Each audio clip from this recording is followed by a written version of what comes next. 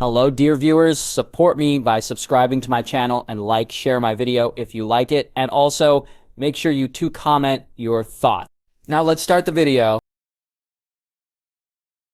Eastwatch 301 AC. Denzi. The pain in her shoulder had faded, and yet she felt it still, a dull throb that hurt if she moved it a certain way. Her wound had cleared up remarkably well, and the maester was pleased about her progress. Dane too, as she moved and swung her sword from left to right, while standing on the deck of the Darren's Breath. Orain watched her with worry in his eyes, and yet for now, she cared not. Her focus was on working on the strength in her arm and making sure it was where she wished it to be. Once she was finished with the sword, it was on to the daggers, and her movements with these were even more frantic.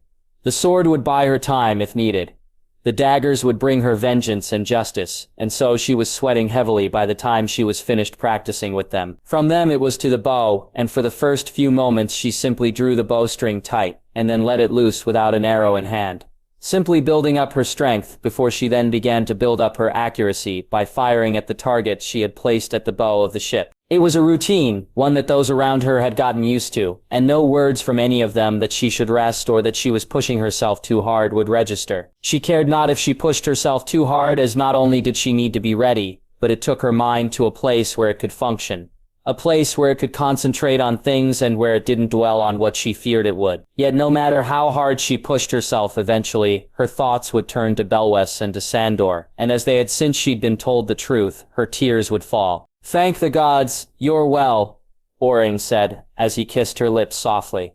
Dany looking to see Grey Worm and Bonifer looking just as relieved as her husband was. "Elegon, yeah?"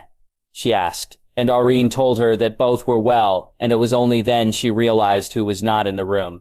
"Sandor, where's Sandor?" "Belwas, he and Sandor, I must go to them," she said, trying to rise from the bed, only for Aurene to reach out to stop her from doing so. "Dany, you must rest," Aurene said, his worried voice carrying something else in it. And though she had no wish to worry him more, it was that she concentrated on and not alleviating his worries, for now. "Sandor, where is he?" she asked, determinedly, Aurene looking to Grey Worm and Bonifer, rather than to her. "Aurene, tell me where he is," she said, her voice rising as she did likewise. Belwas, they didn't make it," Aurene said, and Dany looked from her husband to Grey Worm, and then to Bonifer to see the truth in the words. "No, he couldn't. Sandor was, he couldn't. I must go to him. I couldn't.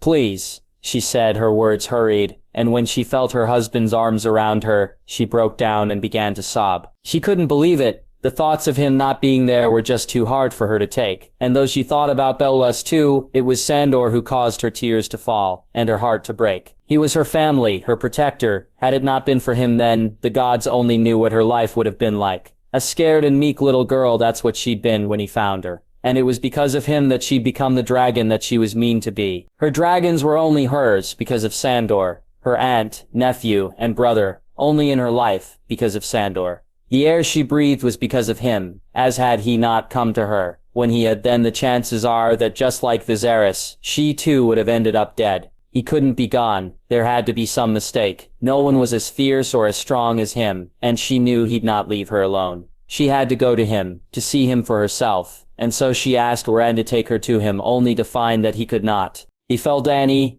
He and Belwas fell after you did, and were it not for them both." "I'm sorry, Dany. I'm so sorry," Aurene said, trying to offer her comfort, that she could not for now at least feel. Is he one of them?" she asked, her words almost a whisper, and her lips trembling, and she breathed deeply, when Aurene shook his head. "Jacqueline Renix, they," her husband said, and Dany nodded. He hated the flames, feared them greatly, and yet, perhaps in the end he'd have welcomed them. She felt, though she said nothing of this as she allowed Aurene to hold her. It hurt her to then send her husband Bonifer and Grey Worm away. She didn't wish to be alone, and yet she needed to be. Dany wished to mourn the man who meant so much to her, and to do so privately as she felt he deserved. For her attention to be on him and him alone. Belwas too she would mourn. But not today. Today was for the man who'd thought her a little sister, and who had been until she met her husband, the most important man in her life. After they left, she cried against the pillow, and eventually she cried herself to sleep. Her dreams that night were of nights around the fire, talking to Sandor, as they traveled through Essos. Dreams of lessons where he taught her to swing a sword, use a dagger, and wield a bow, and where he spoke to her on the way of the world and how it was full of cunts. Not all were cunts, he'd told her, but she needed to know which ones are, and by the time they'd come to Westeros, she felt she did thanks to him. I miss you, big brother. I pray you found your peace, and I thank you for all you've done for me, she had said as she woke the next morning, before she vowed that she'd see the Night King pay for taking him from her. In the few days that had passed since then, she doubled her efforts in her training and made sure that she was ready for whatever came their way. She and Aegon had flown only once, and though she'd walked the distance from the dragon's breath to where her dragon would land so that she could spend time with her, it was not enough. From today it would be different, she swore as she put the bow down and made her way to her rooms, Oroni walking behind her as she did so. Once she reached them, she made her way to her armor, and her husband looked worriedly at her before he then moved to help her put it on. You're going flying, he asked softly, as he helped her dress. I need to be more ready. We've been lucky thus far, but that luck won't hold out for long, she said, and he nodded, which earned him a kiss from her. Thank you, she said, offering him a smile as he tied the last of her armor onto her. After she'd made sure that armor was tight, Orang joined her as she walked from the room and down the gangplank, Grey Worm and Bonifer walking with them as she made her way to Aegon. Her dragon was as eager for this as her Aegon was keen to fly and fly for true, and so as she climbed up her back, it was to the sound of a dragon's trill that she took her place in the saddle. She wore her daggers, her sword was strapped to her side, and the bow and quiver were on her back. Dany making sure that she'd be prepared should the need arise, and with a last look to Orain, Bonifer, and Grey Worm, she and Aegon took to the sky. They flew over what had been the Free Folk encampment, and beyond it, to where the Northerners had originally made their own camp in case they needed to be evacuated. Dany happy to see that both were empty and the people were long gone. Her nephew had ordered them to be evacuated for true and had done the same with those on the other side of the north. It meant that half the lands were now empty of any but fighting men and women, and she was relieved at that. Sandor and Belwas had fallen, and if the Night King and the army of the dead could take them, then those who couldn't fight were not safe here. After she had ensured there were no stragglers for miles around, she then flew back to the camp and towards the wall itself. Aegon flying low as Dany wished for their men to see her, and the dragon, and to know that both of them were ready. Should the need arise, it would. She could feel that it would, and that was not all she could feel. The closer she go to the wall, the more the wound in her shoulder seemed to throb, and as she flew by it and out to sea, she began to feel something odd. Turning to look over her shoulder, she swore that she felt herself been drawn west, and though Aegon was reluctant, she did as Dany bid and flew that way. It was the sight of Rhaegar, flying alone in the air, that stopped her from flying to where she had wished to. The sounds her son was making were pained, and ones of sadness, and Dany felt her chest tighten as she and Aegon flew towards him. They flew alongside him, and as they did she bid him join them on the ground, the green dragon doing so, most reluctantly. Once she'd landed, she climbed down of Aegon's back and moved to him, and the look in his eyes soon brought tears to her own. "What is it, my son? What troubles you so?"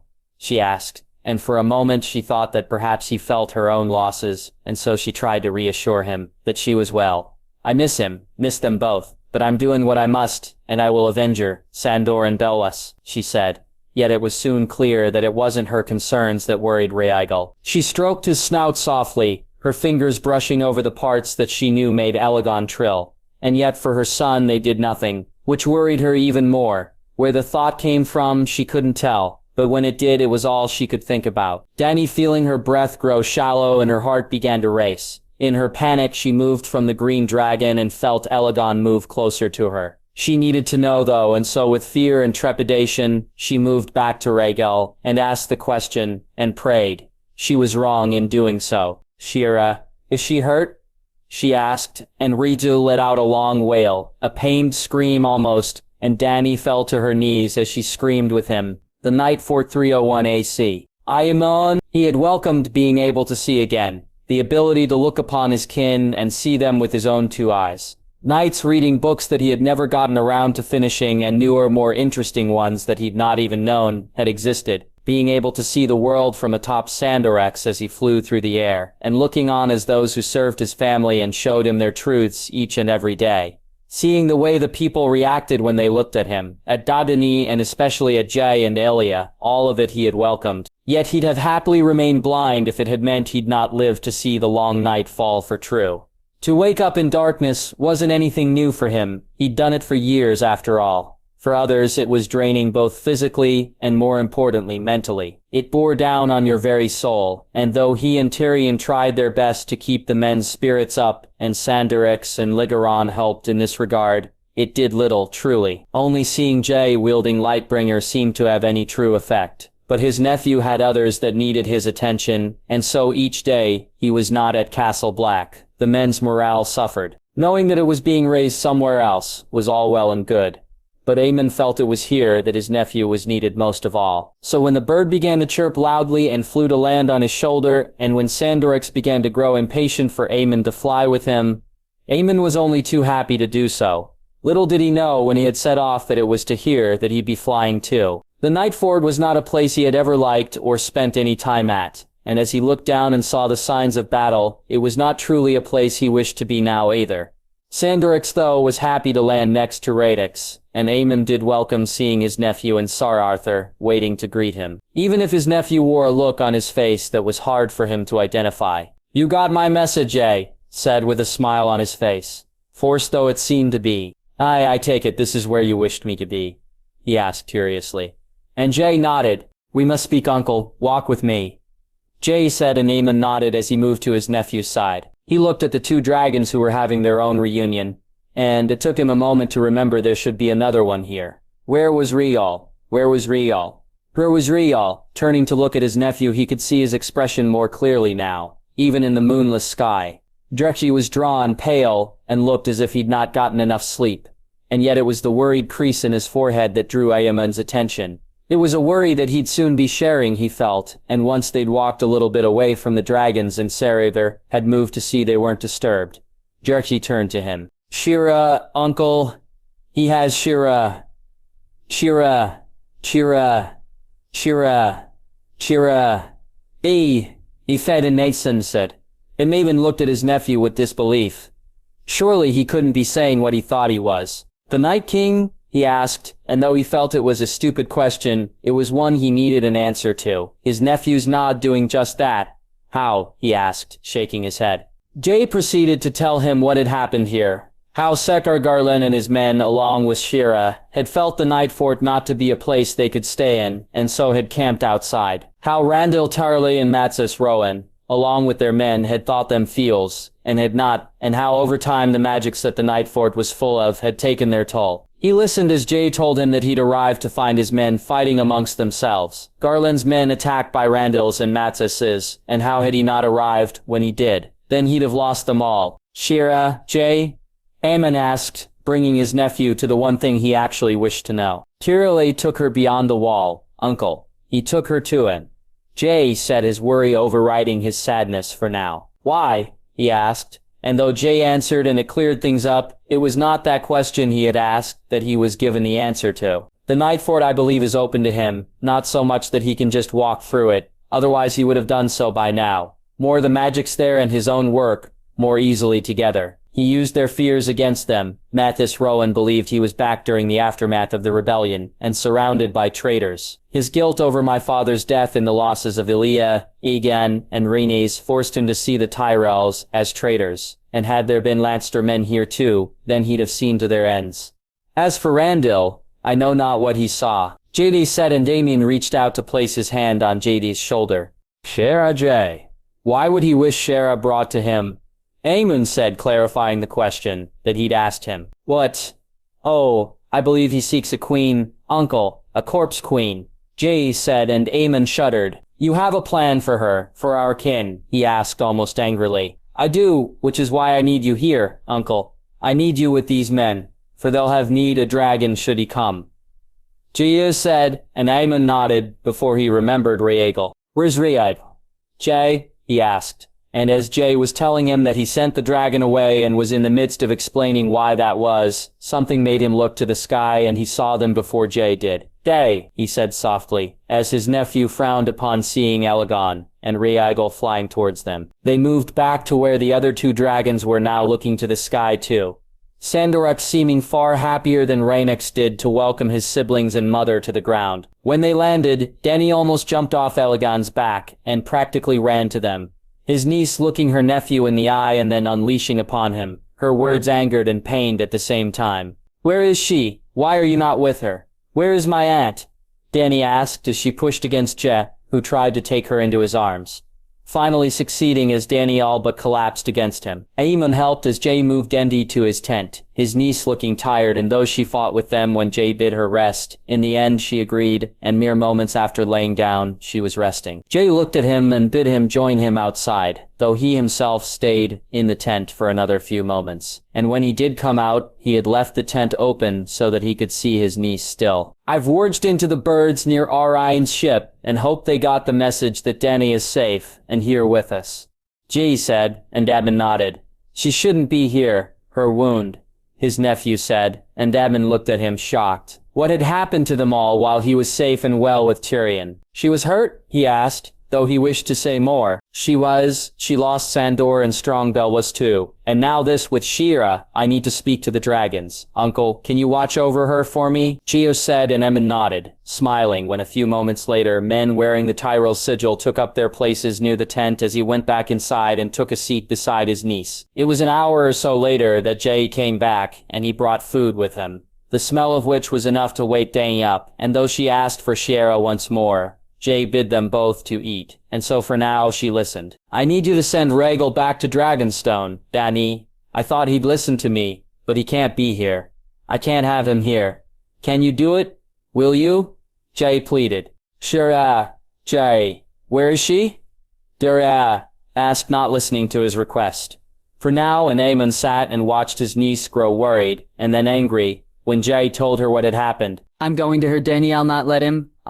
But I need your help. Rhaegar can't be riderless. We can't risk a dragon falling to him, and I fear he'll try to get to his rider, no matter what." Jae said. "You think he'll cross the wall?" Aemon asked, not sure if his nephew was in the right of this. "No, but I do fear the wall may not hold, Uncle. If the Night King makes it to this side, then I believe Rhaegar will forego all sense and fly to Shira, and unless I have her with me, I can't allow it." Shira said, and Dany looked at him with concern. "You don't believe you'll save her, do you?" Dany asked, accusingly. "What I believe, and what will happen, are not up to me. Damn me, I believe I'll save her, that I'll bring her back. But, should I not be able to, then I needs must be prepared. And if he gets a dragon, then we're going to lose even more men than we already have. I lost more than 3,000 at Castle Black in one night. Almost 7,000 here, and I've not even had time to find out the numbers at Eastwatch." Jae said, and Aemon saw how Dany almost closed in on herself, her thoughts on two specific losses and not the numbers of them. "I'll send him away," Dany said, and Jae reached out to take her hand in his. "I'll find her, and if I can, I'll bring her back. I swear, it's..." Jae said, and Dany nodded. "Uncle, I need you here," Jae said, and he nodded. "Dany, you need to go back to Eastwatch," he added, and reluctantly, his niece nodded too.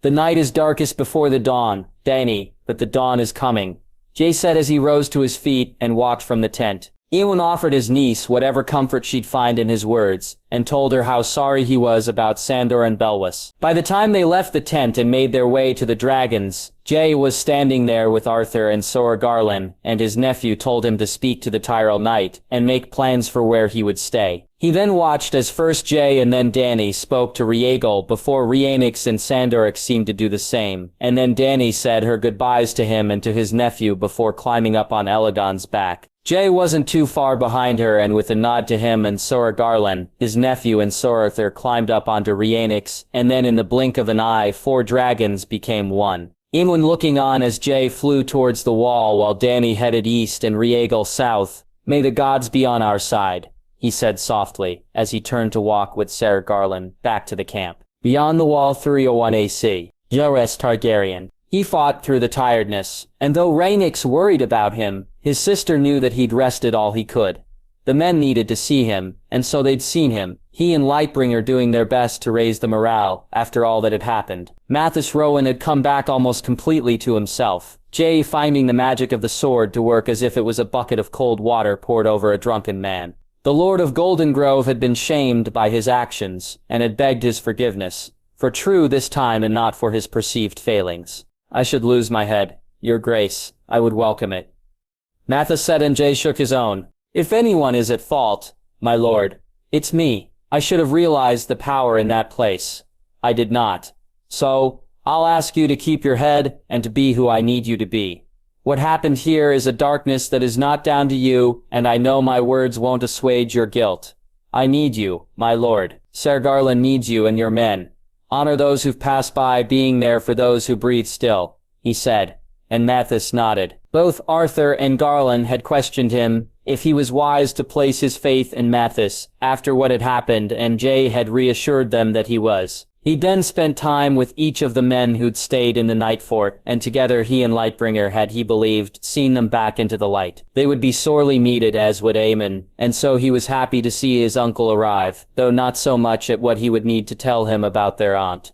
When his other aunt arrived, he had felt this even more keenly, and it had been hard to tell her what had occurred. Denny had already suffered losses that were almost too much for her to bear, so he hoped his words were enough and that he could see them through. When they took to the sky and flew over the wall, it was with no true sense where they were going.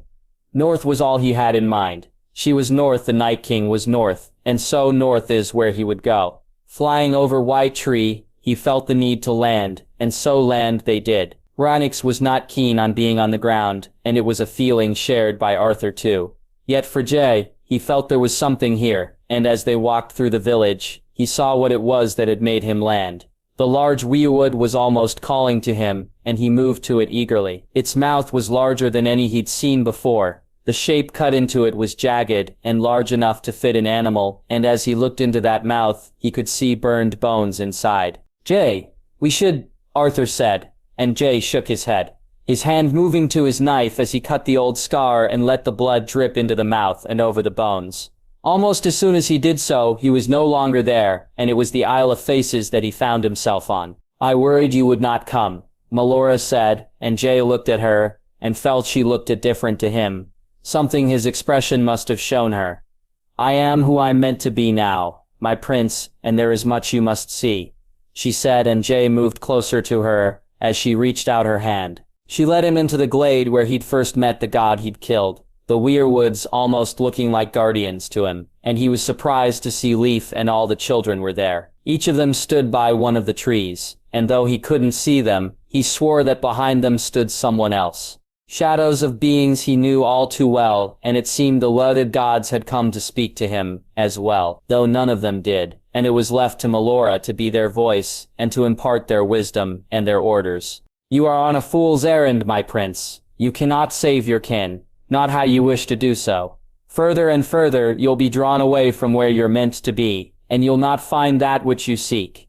Melora said, and Jay responded with anger. You ask me to give up more of my family. I will not. We've given you enough blood for countless lifetimes. You've taken more from us than from any, and yet still you seek more. He almost shouted, It is not us who seek it, my prince.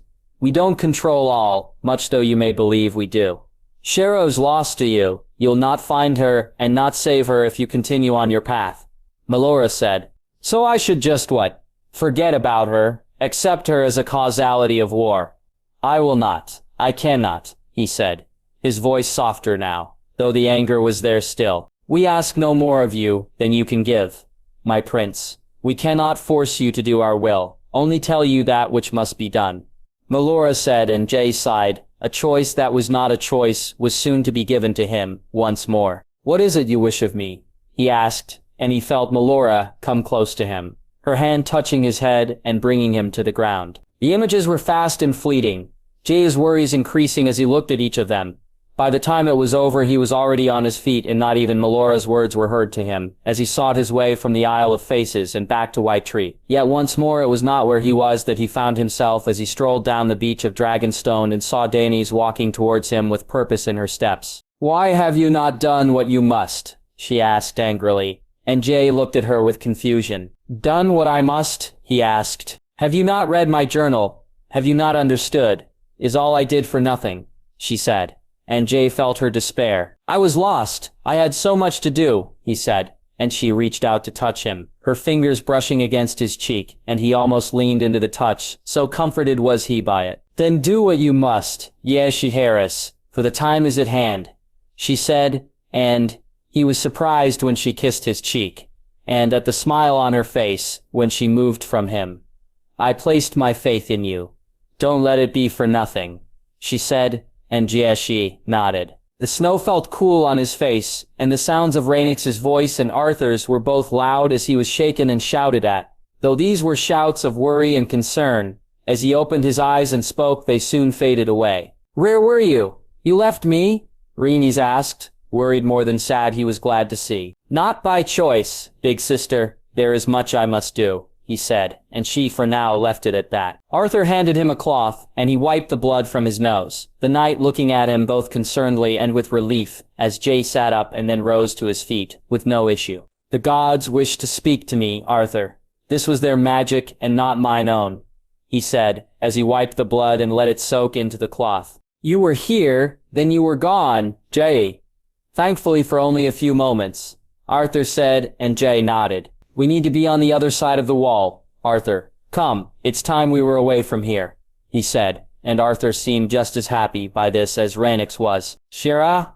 Arthur asked, and Jay looked at him and smiled. "Not today," he said softly. The Battle of the Wall 301 AC. The Night Fort. Garland, despite not wishing anything to do with this terrible place, the simple truth was that they were still here to hold the wall, and so he stood with others on top of it and looked out on the wide expanse below. No one slept in the Night Fort itself, and though they ate there, it was only the men on guard who did so.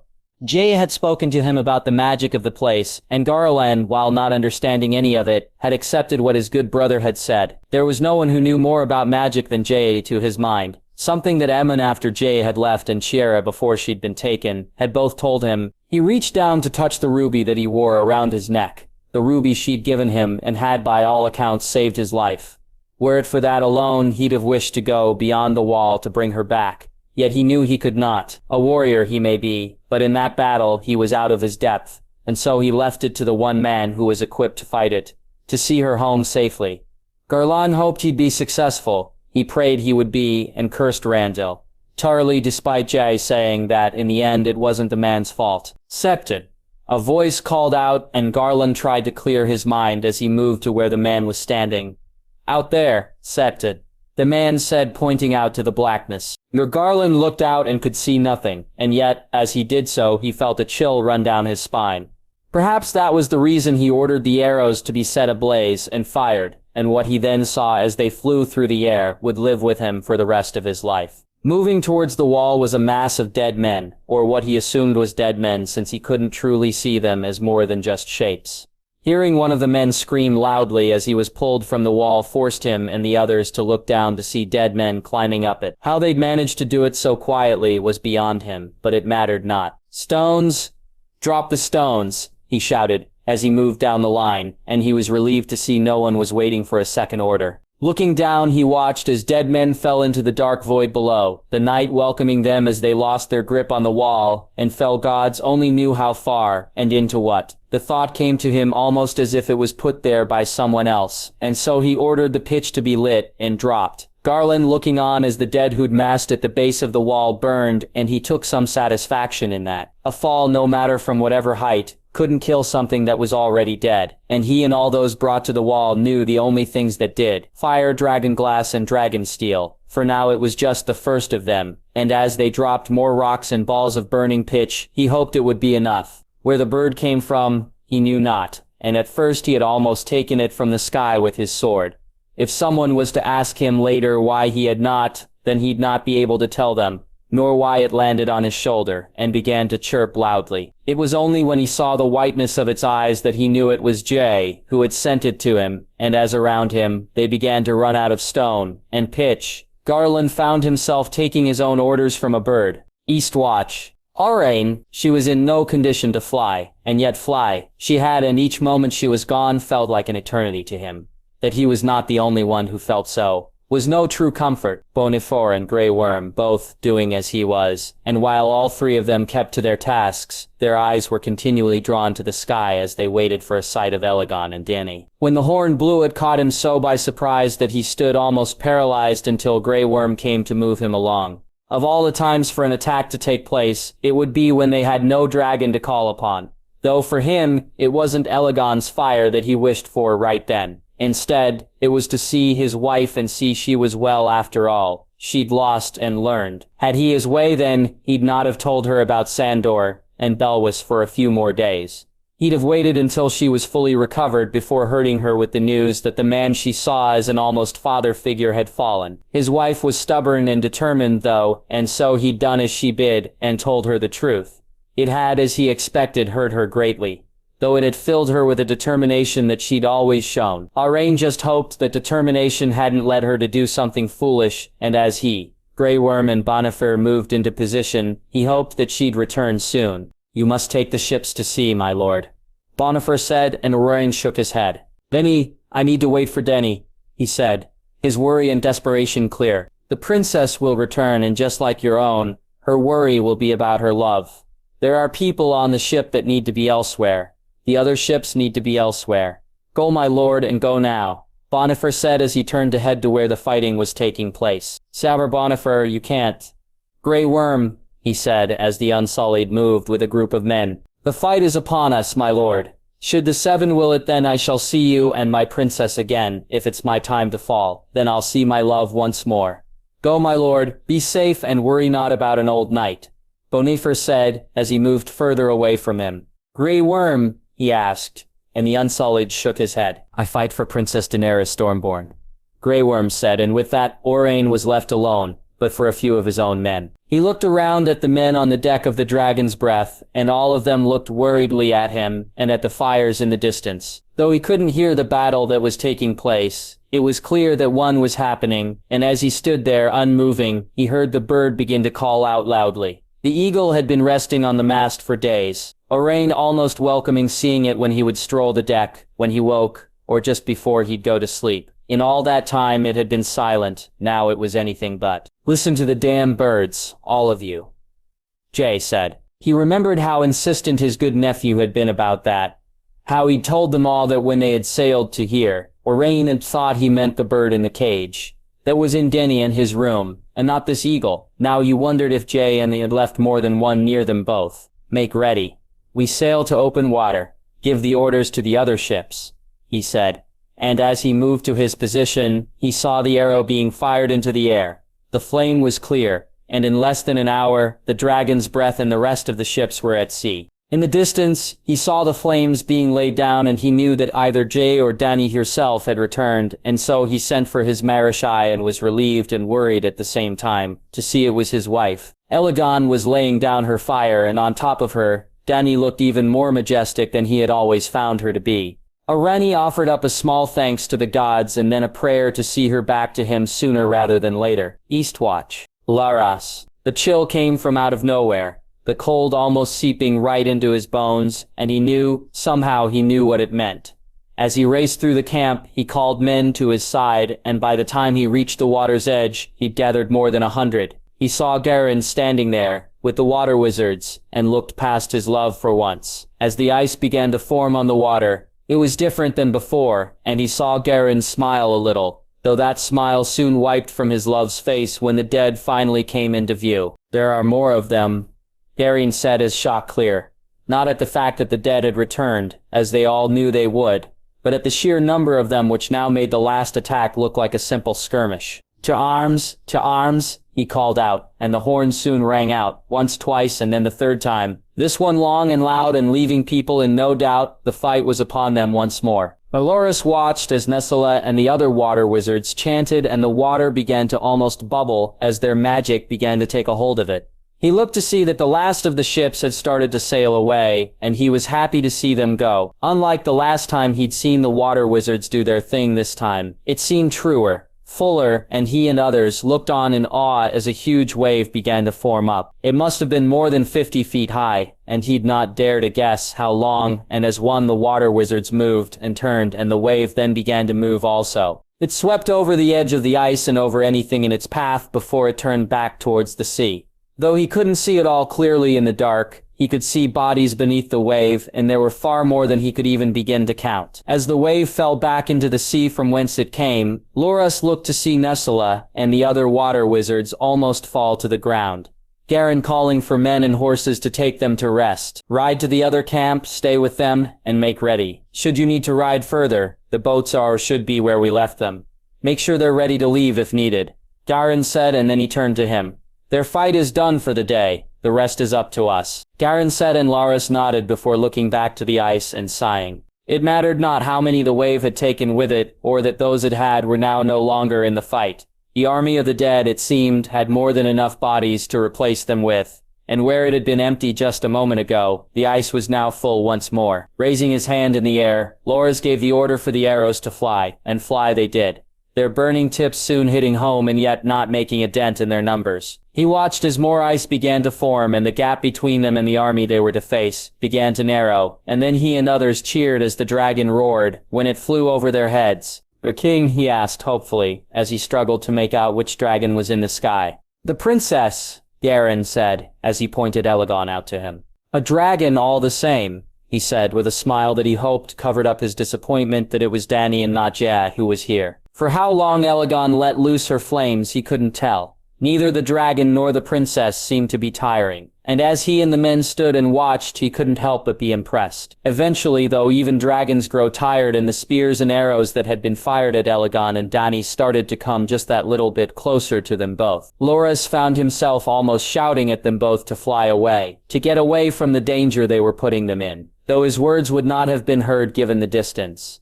What was heard was the bird chirping, and Loras looked as it flew to him and landed in his outstretched hand, its white eyes telling him all he needed to know, and despite the situation they were in, he smiled brightly at it. Castle Black. Mix. The rider had come to tell him that she'd left on one of the ships, and he breathed a huge sigh of relief over that. Knowing that Dalla and his son were safe was perhaps a selfish thing given how much danger he and the rest of the free folk were in, but as he told Tormund about his girls and youngest sons and others about those they cared about, he knew he'd not be the only one who was selfish today. It made the meal that night or day, or whatever it was they now lived under, a little more palatable. Not that the food wasn't good and plentiful for those who manned the wall, but he and so many others had found no real appetite since they'd gotten here. They'd been treated well enough, and barring one or two crows who still took issue with him and his people, no one, not even the Lord Commander himself, had spoken ill of him or those with him. Perhaps it was as Jay had said, and we do indeed find our true friends on the battlefield. Considering the truth of the battle they all faced here, after this it would then be proved or disproved truest of all. The Northern Lords had taken well to his people. The Great Jon was half a giant, and had struck up an odd friendship with Tormund. While he and Ned Stark had shared more than one ale together, Mance taking great amusement in naming the Lord of Winterfell as kin, since Benjen was now wed to his good sister. Their greatest champions, though, other than Benjen Stark, were the Dornishmen, and Prince Oberyn in particular. The man had bled with them, and fought by their side, and had told him that he admired his people, something very few would admit to. Mance had enjoyed standing the wall with Prince Oberyn, as he always seemed to bring humor to any situation, and never seemed downbeat or worried. Though he knew that just like him, the prince worried at times too, now being one of them. "There is no word from the king?" he asked, and Oberyn shook his head. "I'd hoped he'd have returned by now." Oberyn said, "The other dragon, the one who left, you think he went because the king called?" he asked, and Oberyn nodded, as Mance saw Benjen move their way. "Because he was in danger?" he asked, worriedly, and Oberyn smirked before he placed a hand on his shoulder. "My nephew is always in danger, Mance.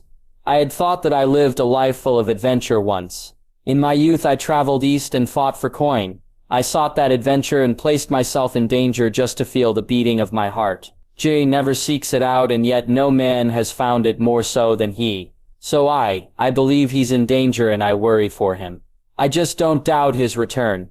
Oberyn said, and Mance took comfort in that. The comfort was not to last long, as no sooner had Benjen reached them than the horn rang out, and Mance, Oberyn, and the others looked out to see the army that was lit up by the wave of flaming arrows that flew in the sky from where Jaime Lannister stood. He moved to Tormund and the others and almost slipped in the ice as he looked not at the lands beyond the wall and the army of the dead, but to the sky. There was no sign of the king or his dragon, and without it he feared that they would not be enough to hold even for a short night, never mind a long one. Castle Black. Jaime. It was the bird that warned him, its chirps and how it flew in front of him, and then out over the side of the wall and back. The message was one that he received loud and clear, and it brought him great relief to know that Jekton was there with him, even if it was not how he wished him to be. He ordered the arrows to be lit and fired his own first, watching it carefully as it illuminated the dead men that moved their way. With a raise of his hand, the rest of them were loosed, and the horn was blown. The dead men beneath them soon covered in flames, and along the top of the wall others were then firing their own arrows, soon enough. Jaime looked to see Ned Stark, Benjen, Oberyn, Mance, and Tormund. Further down he could see Stannis and Jorah, Mormont, and all of them were shouting their orders at the men. Arrows flew, rocks fell, pitch was dropped, the dead had begun to climb the second wall, and soon it would be dragonglass and dragonsteel. They'd face and Jorah closed his eyes and offered a prayer that it would be dragonfire as well. It seemed to take an age for the first of the dead to reach the top of the wall. The men who guarded it were ready for them and far more prepared this time. The few days' respite they'd had since the last attack had allowed them not only to rest, but to change their tactics too.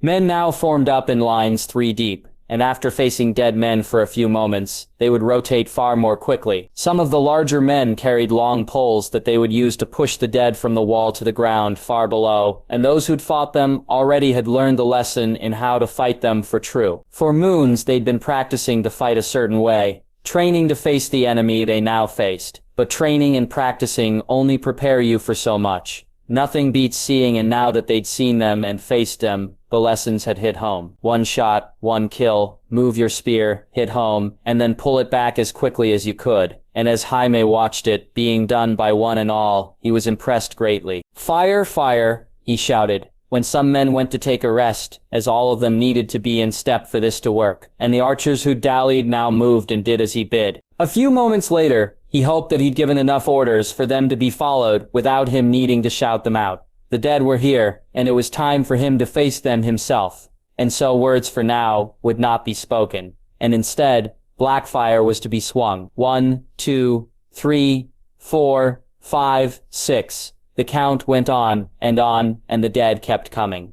When the light came, he and others turned from it, so bright was it, and then he looked down to see the second wall was empty, and the dead had moved back to the trees, only for them, then to move forward, once more. Jaime looked to the sky and was not alone in doing so, wondering where Jaya was, and yet not seeing sight of him, nor Rhaenys. What he did see was birds, and more than one of them, him, Oberyn, Ned Stark, Benjen, all of them looking to birds that seemed to hang in the air, no more than inches from their faces, and as one the birds began to chirp and fly back over the wall and down to the courtyard below, before turning back and repeating the process. Jaime looked to the others and he could see that they took the same meaning as he, and closing his eyes for the briefest of moments, he steeled himself for the order he was about to give. "Retreat! Retreat!" he shouted, and was not the only one to do so, as Oberyn and Ned and Benjen Stark said the same thing.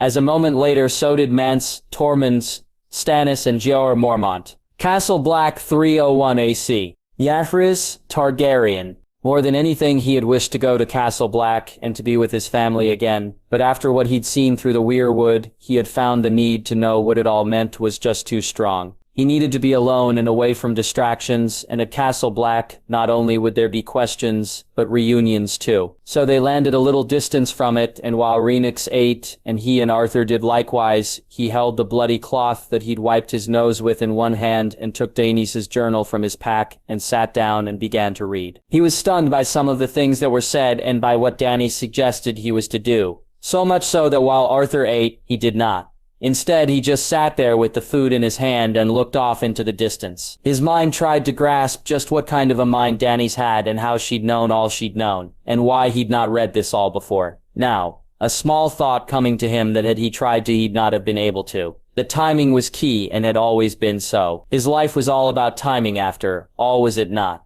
All paths leading to him and only being possible because of timing. Plots and plans of gods and monsters leading him to this point in time, and a plot of one of his ancestors playing out almost parallel to it. Valyria was to be reborn, always according to what Dany's journal said, that had always been something that he would see come to pass. But his family was to be lost in time and never to return. They were not part of what the gods had wished for him. They were simply the cost required to make him who he was. It was a cost that he'd never have wanted to pay, and one that Daenerys was never willing to. And he smiled at that despite his confusion over what the journal said. "Yai?"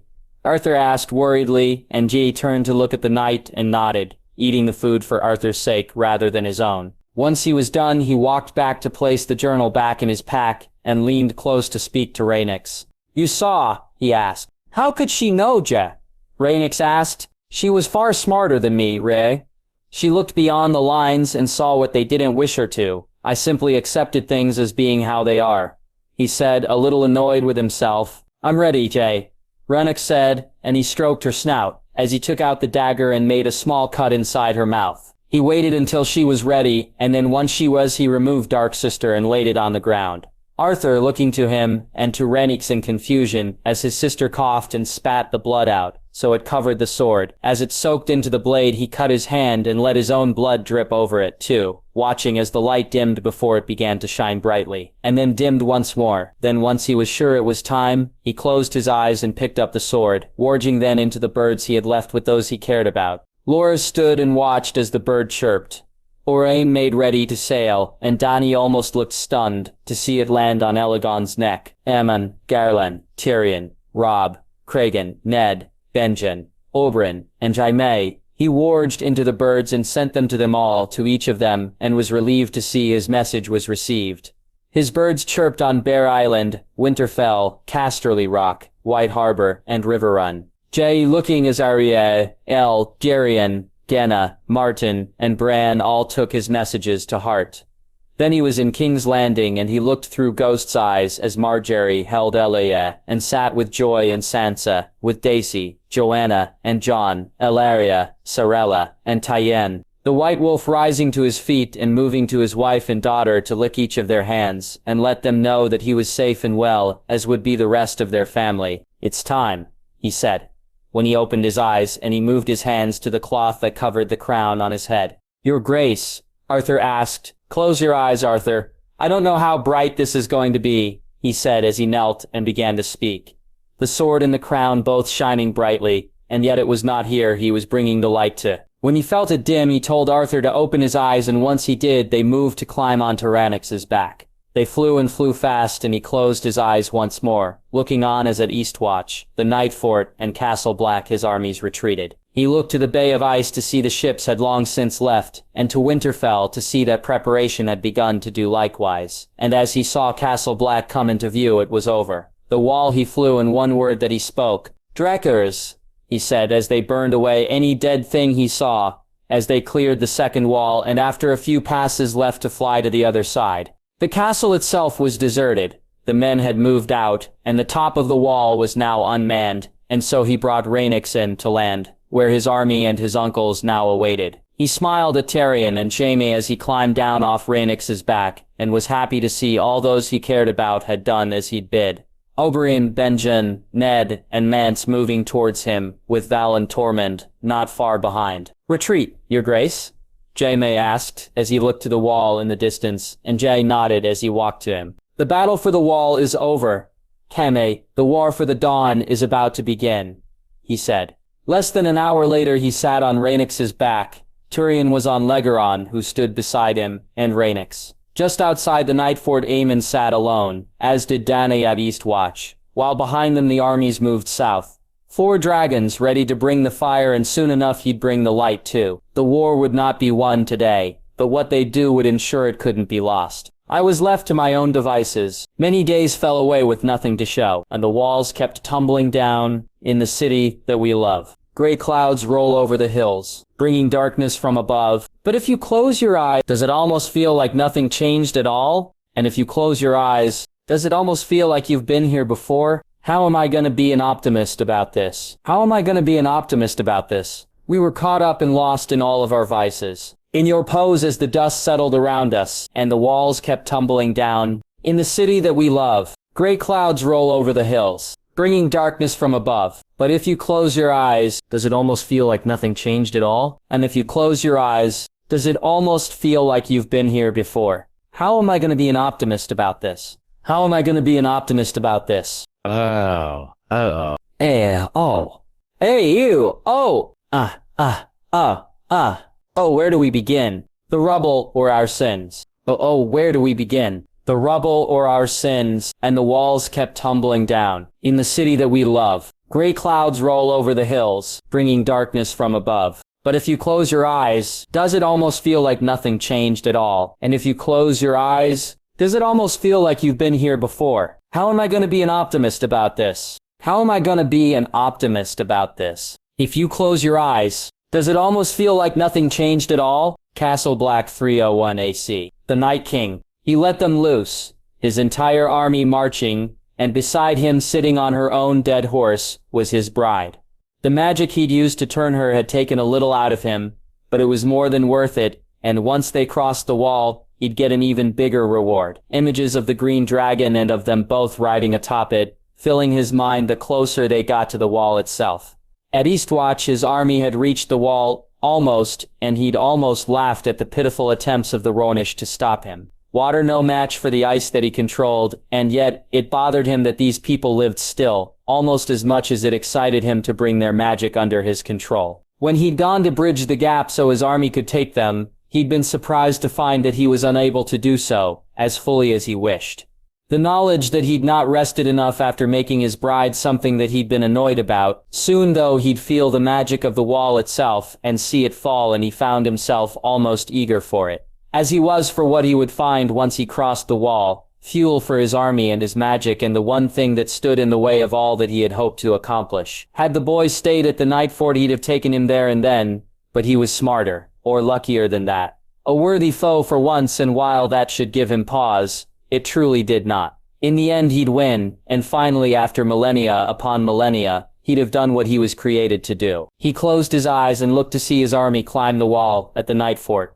He saw the pathetic attempts to hold them back, and he already knew they'd fail. Then opening his eyes, he raised his arms and the army around him moved forward. When the light came, it caught him by surprise, and both he and his bride had needed to shield their eyes from it. Seeing the flames fall not long after that annoyed him greatly, and yet they were but a fleeting final attempt to stop him from doing what he needed to. In what felt like no time at all, the wall had been taken, and he looked to see his army at Eastwatch, the night fort, and now at Castle Black. His orders had been followed without fail, and soon enough, both he and his bride strode atop the wall themselves. As one his army moved back, and then he and his bride along with his generals made their way to the courtyard below. This pathetic order had been founded to stop him, to bring him low, and had always been doomed to fail in their task. He was unstoppable, especially for the likes of them, and other than the one that he would soon see fall, none of them were even worthy of his time. His eyes took in the place they had named for their own, and he was unimpressed. So much so that he closed them and then reached to the ground, and when he opened them once more, it was to a much more pleasing sight. The ice now covered the buildings, and it made them shine to his eyes, even if it would only be for the briefest moment that they would do so. Taking his bride by the hand, he walked to the gate and closed his eyes once more.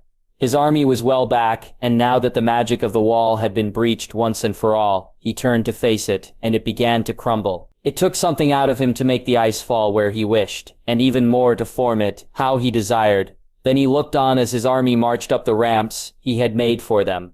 In Castle Black, the night fort, and at Eastwatch, they all crossed from one side to the other. For 8,000 years the Night's Watch had guarded the wall, and their blood and sacrifice, and the magic it possessed, along with his own weakness, had kept him on the other side of it. Now there was nothing strong enough to stop him from imposing his will and doing as he wished. And as the wall fell, he turned to his bride. "Call our mount," he said, the words not spoken but heard by the woman by his side. "Mezagan nayad nayad nika Rhaegar. Come to me, Rhaegar," she said, and the Night King felt himself eager for once. It was a dragon that came, and yet not the one he wished for, and he looked on with fury in his eyes as the bronze dragon laid down flame after flame on his army, as it made its way up the ramp. Soon it wasn't alone, as the white dragon joined it, and he bid his generals take them from the sky. He felt it then, and closed his eyes, watching as at the night fort, the gold dragon, and at Eastwatch the black one both laid down their own flames.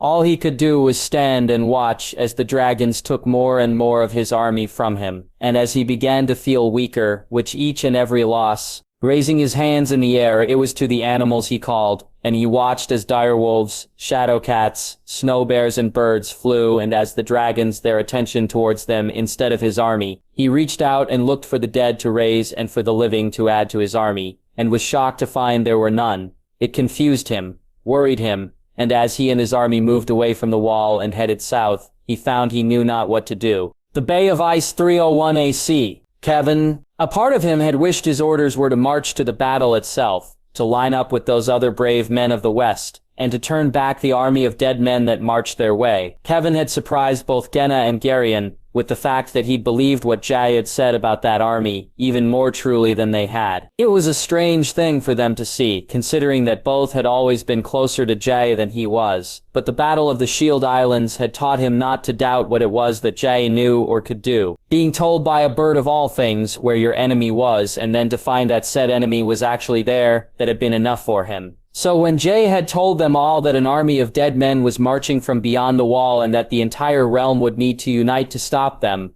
Kevin had been with him completely, only to then be told that his place was not at the wall itself, but in the Bay of Ice, and with the ships. He'd be a liar if he didn't say that at first. He'd been annoyed by that, and had felt as if he was being snubbed or thought lesser than others in his family. True Hammy's closest of all to Jay, and the Warden of the West. And so he should be there, and Tyrion was a dragon rider, and so his own presence was essential. It was only upon seeing that Tyrion was to stay in the West, and to take charge of both its running and its reserves, and then Jay coming to speak to him personally, which revealed the truth to him. Kevin smiling now as he stood on the deck of the Lion's Roar and thought back to what his king had said to him. "You're displeased by my decision," Jay said as Kevin looked to the king, who stood while he himself sat. "I feel I could be of better use at the wall. Your Grace, I'm a military man, and have fought," he began, only for Jay to interrupt him. "Which is why I need you where I do, Lord Kevin. You are not the only one I'm not seeking to bring with me. Garion, Lord Royce, Lord Reed, all of the River Lords and Storm Lords, men who fought in the War of the One True King on my side, and those who fought against me. I need as many good and true men not to march as I do to march, my lord," Jedi said, looking at him. "Why, your grace?" he asked curiously. "If things go badly, then we must evacuate. The north at first, and hurriedly, and then perhaps other parts of the Seven Kingdoms too. The further they are from the wall, the more time we have. But I need men both to offer them protection, once they're moved, and to be an obstacle to the Night King and his army should they make it past mine own," Jay said, and Kevin looked worriedly at him, not sure if he was hearing what he thought he was hearing. "You believe you'll lose?" he asked, almost disbelievingly, as not only did Jay have the largest army ever assembled or could do things he didn't understand, truly, he also had 5 dragons at his command. "I don't. I believe I'll win. I just have no idea what victory looks like and what it may cost me to see it done. Did anyone speak to you about Hardhome?" Jay asked, and Kevin nodded. "Jay and I, having told him some of it, I won, my lord. A great victory by all accounts, and yet I lost almost a quarter of the people who were there, some of the very best warriors that the free folk had to call upon, and Walder," Jay said, his sadness at the loss of the giant Kingsguard still clear. "I made mistakes, and I'm sure I'll make more, but one mistake I won't is to not prepare for losses and to do all I can to limit them this time around." "Of course, your grace," he said, still not fully on board with what he was being asked to do. "I need the fleet, my lord. Both sides of it, but more than the ships I need men to lead them, and to lead should the worst come to pass. As I said, you won't be the only one I ask to take on a role they may see as lesser, but I assure you that to me the role I give you is as important as any. More important in some respects," Cheo said before he told him exactly what it was he wished of him. "You have my word that your orders will be followed, your grace," he said, and Jay nodded, before turning to walk from his room. Kevin stopping him with a question before he did so. "Martin, your grace, will stay in White Harbor and play his part there, my lord. As I said, I need good men and true to lead and to fight, and I'll not bring all my best with me," Jay said, and Kevin felt a large amount of relief and pride at his words. Opening his eyes and feeling the wind blow against his face, he looked to the darkness of the night sky and then to the lights that burned on the island ahead of him. It took less than an hour for the Lion's Roar to dock and for the rest of the fleet to drop anchor around Bear Island, and as he made his way down the gangplank, it was to see the Lady Mage, her daughters, and Arya Stark along with her direwolf all waiting for him. "Lord Kevin," Maggie said with a nod. "Lady Mage?" My ladies, he said to the she-bear and her kin, his eyes looking to the worried ones that Arya Stark was staring at him with. We received his grace's signal, my lady, he said, though his presence here should have been enough for that. We're to sail, Maggie asked, and Kevin nodded. You have time, my lady. But you're to sail, he said, and Maggie nodded before looking at Arya, and then at him. His grace, my good son. Megan asked, and Kevin was at a loss for what to say, his head and heart both in disagreement over what he could or could not be sure of, his heart winning the battle for now. For both safe and well, my lady, he said, though he had no true way of being sure. Thank the old gods. Will you be staying, Lord Kevin? Maggie asked, and he shook his head. As much as he'd have liked to. He had his orders. I'm afraid not, my lady. The fleet and I must head to Lancelsport, as per his grace's request. I look forward to seeing you there, he said, and Maggie bid him well, and less than an hour after docking at Bear Island, he was sailing once more. They passed Sea Dragon Point, and he could see the ships that were there had already left. Kevin glad that had not been the command he'd been given, as he hoped never to see the damn Iron Islands again. The Lion's Roar sailed down by the stony shore and through Blazewater Bay, and soon enough they were rounding Cape Kraken and sailing through Ironman's Bay. When he wasn't on deck or seeing to the men and to his passengers, Kevin sat with the bird in his room. He was waiting for a sign of signal to tell him to turn around and that the war was ended, though the darkness of the night was enough of a sign to let him know that this wasn't the case. The bird did chirp though. It did tell him that his family was safe and that Jaime, Tyrion, and Jay had come to no harm. It even told him that Martin was doing his own duty, and Kevin took great comfort in that. His son had grown up to be far more than he could ever have hoped for, and would soon be wed, Kevin hoping so at least. He was asleep when they reached Lansport, one of his men coming to tell him that the city had been sighted, and Kevin feeling a sense of accomplishment as he rose to walk out onto the deck. I did it, Your Grace. I played my part. Now it's time for you to do your own, he said to the bird before leaving the room. Its loud chirps were enough to put a smile on his face, and it was one he still wore when he stepped off the ship to find his brother waiting there for him. I had hoped not to see you, brother, Garyon said, and Kevin chuckled as he was embraced. But I'm glad you're here, Garyon added, and Kevin looked at him when he was released from Garyon's arms. We have much work to do, brother, he said. And as he looked back out on the fleet behind him, he knew the truth of those words, and why Jay had asked for him to do so, suddenly became that much clearer. The night Fort 301 AC, Aemon, watching an army ready to retreat, was a strange thing, and how quickly and easily they were able to tear down their tents and make be ready to march, was a sight to behold. Galen Mathis and Sir John Fossaway each took over a different part of the preparations. While Galen formed up the men to shield the backs of those who would march first, Aemon and Sandorix had taken to the sky and moved closer to the wall. His dragon was reluctant to do so, but he'd done as Aemon had asked, and it had allowed for Garland to be able to speak to him. That it had also offered comfort to those men who stood with the gallant knight while the rest of their army marched away, was something that he knew they were grateful for. There was no true attack going on, Aemon not seeing one dead man moving their way, and yet he knew they were there, that they'd attacked and that soon they'd be breaching the wall. They had to be, or else his nephew wouldn't have ordered the retreat. And while it worried him that they'd lost the wall, he took his own comfort in the knowledge that they'd done so with enough time to do as they were now doing. We'll march as soon as the last of the tents are raised, my prince, Garland shouted up to him, Aemon sitting on Sandorix's back both to limit the time he'd need to be ready to be in the air and to keep his dragon calmed. You will head where? He asked, and Garland looked at him confused for a moment. We, my prince, Garland said. We will head for Queen's Crown. For this part of your march, it'll be without me, sir, for my place is here, he said, and Garland looked at him as if he'd lost his mind. My prince, surely... I'm the shield that guards the realms of men. Sarah Garland. When they cross to this side of the wall, they'll find a dragon waiting for them. I won't be the only one, he said. And Garland looked to him and readied to argue only for one of his men to come running their way. Setterism, the last of the tents is up, the guard said, and Garland looked to the man and to him, seeing Aemon had his eyes focused only on the wall in front of him. Very well, we march, Garland said, and Aemon breathed a sigh of relief. The thoughts of his nephew's good brother staying by his side not ones he wished for. I wish you good fortune, my prince, Garland said, his smile delaying the worry in his tone. As I do you, Sandorix and I will see you soon, Ser Garland, he said, hoping it offered enough to make the knight know that he wasn't staying here in some valiant last stand. It seemed to work as Garland moved more purposely away than he may have had. He not said something. Time seemed to drag on, the darkness of the night not allowing him to know whether it was an hour, 2, or had mere moments passed since he'd spoken to Sarah Garland. Feeling Sandorix's discomfort grow and a little keen to see how far the men had marched, Aemon bid the dragon to fly, and fly he did.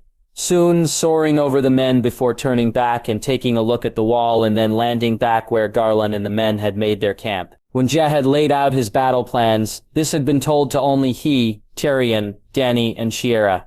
They alone knew what was that his nephew had in mind. To be the shield that guards the realms of men was one of life's little ironies, he felt, especially since that was the oath he'd sworn to uphold many years previously. Little did he know just exactly how he'd be enacting that oath, and never did he dream it would be on a dragon's back. But here he was, and as he stroked Sandorix's neck, that was when it happened. The wall finally fell, first to dead men who breached it and then to the ground, and Aemon felt the vibrations from its fall all the way back where he and Sandorix lay in wait. "It's time, Sandorix. It's time to see them burn," he said, and he felt his dragons trill as they took to the air and flew towards the wall that now no longer stood. Seeing the dead beneath him was something that surprisingly filled him with rage and anger.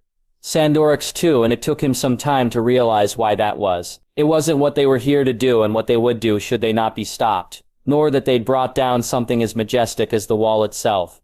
His rage and anger while with his dragons was of a much more personal nature. The dead had cost him kin. Were it not for them and the man who led them, then who knows what the world would have been like.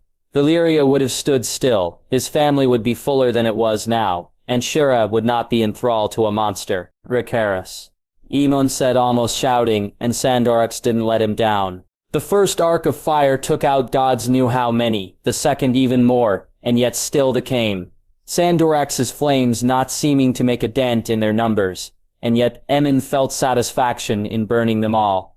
Were things not so desperate and hurried, he'd perhaps have thought that wrong. If this was another time, he'd perhaps have questioned the pleasure he was getting. Seeing Sandorix let loose his flames, here and now he did not. "Dracarys?" he said, as Sandorix now flew over those who'd not tasted the fire just yet. When the animals came and moved past the dead men, he knew what he needed to do. As much as he wished to just continue in what he was doing and to take more and more from the Night King's army, he knew he could not. So he directed Sandorix to fly after the snow bears, direwolves and other creatures that had been unleashed, and soon he was laying down his flames upon them too. Though Sandorix eventually tired, Aemon felt he'd done enough for now at least, and so he told his dragon that it was time for him to eat and rest. Once he had done so, they then took up their position once more. Both he and the dragon were tired, and yet determined, and when the dead reached them again, Aemon swore they'd find them more than ready for them. Queen's Crown, 301 AC. Yo man. Never had he seen the likes of it before. Their march from the wall was one that he didn't even think was possible. Free folk, Dornishmen, Northmen, Westermen, men of the Watch, and of the Company of the Rose, all marching faster and more orderly than he thought possible. Whether it was knowing what was at their back, faith in the king, the men leading them, or some combination of all of that, he cared not. Instead, he thanked the gods and welcomed the sight of the fort that the Company of the Rose had named for their own. He knew that the men would welcome the rest, and truth be told, so did he. Yet he also knew that they couldn't or shouldn't get too comfortable here, and it would be for a night at most they'd stay. The fort wasn't large enough for them all, and Jaime was glad to see that some of the lords were more than willing to take their place outside of it. He and Prince Oberyn both amongst those who decided to do so. Better the men see them as willing to share the same conditions as they were than for them to think them pampered. As the last thing they needed now was for a dip in morale. The meeting and the first hot meal he'd had in days did take place in the fort though, Jaime looking on as Roland and Adam took their seats, as did the other lords and leaders of men. All the commanders of the Company of the Rose, Ned Stark, Rickard Karstark, and the great and small gens, Robb, Cregan, and Benjen Stark, as well as Mance, Tormund, and Val, all sat together while he and Oberyn faced them and sat across from Stannis and Jeor Mormont, as well as Thoros Makoro and Melisandre. In front of them on the table rested a cage with a bird in it, and both direwolves lay by their masters' sides. Jaime was glad to see them all here, as he knew that Jay was or would be present in some form as they discussed what they needed to speak about. "How far are we from the wall?" Adam asked, and Jaime was surprised when it was Robb Stark and not someone else who answered. "Not far enough," Robb said, and Jaime and the others looked at him curiously.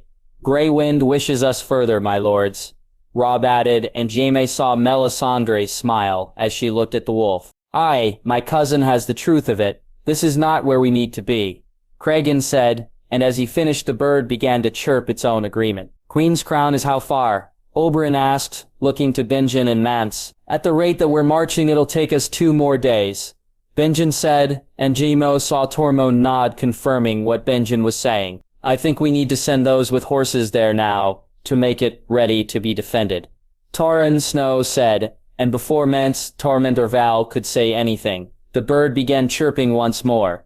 Jaime and the others all looking to it rather than to the commander of the Company of the Rose. "It seems that's not something our king agrees with," Oberyn said with a chuckle.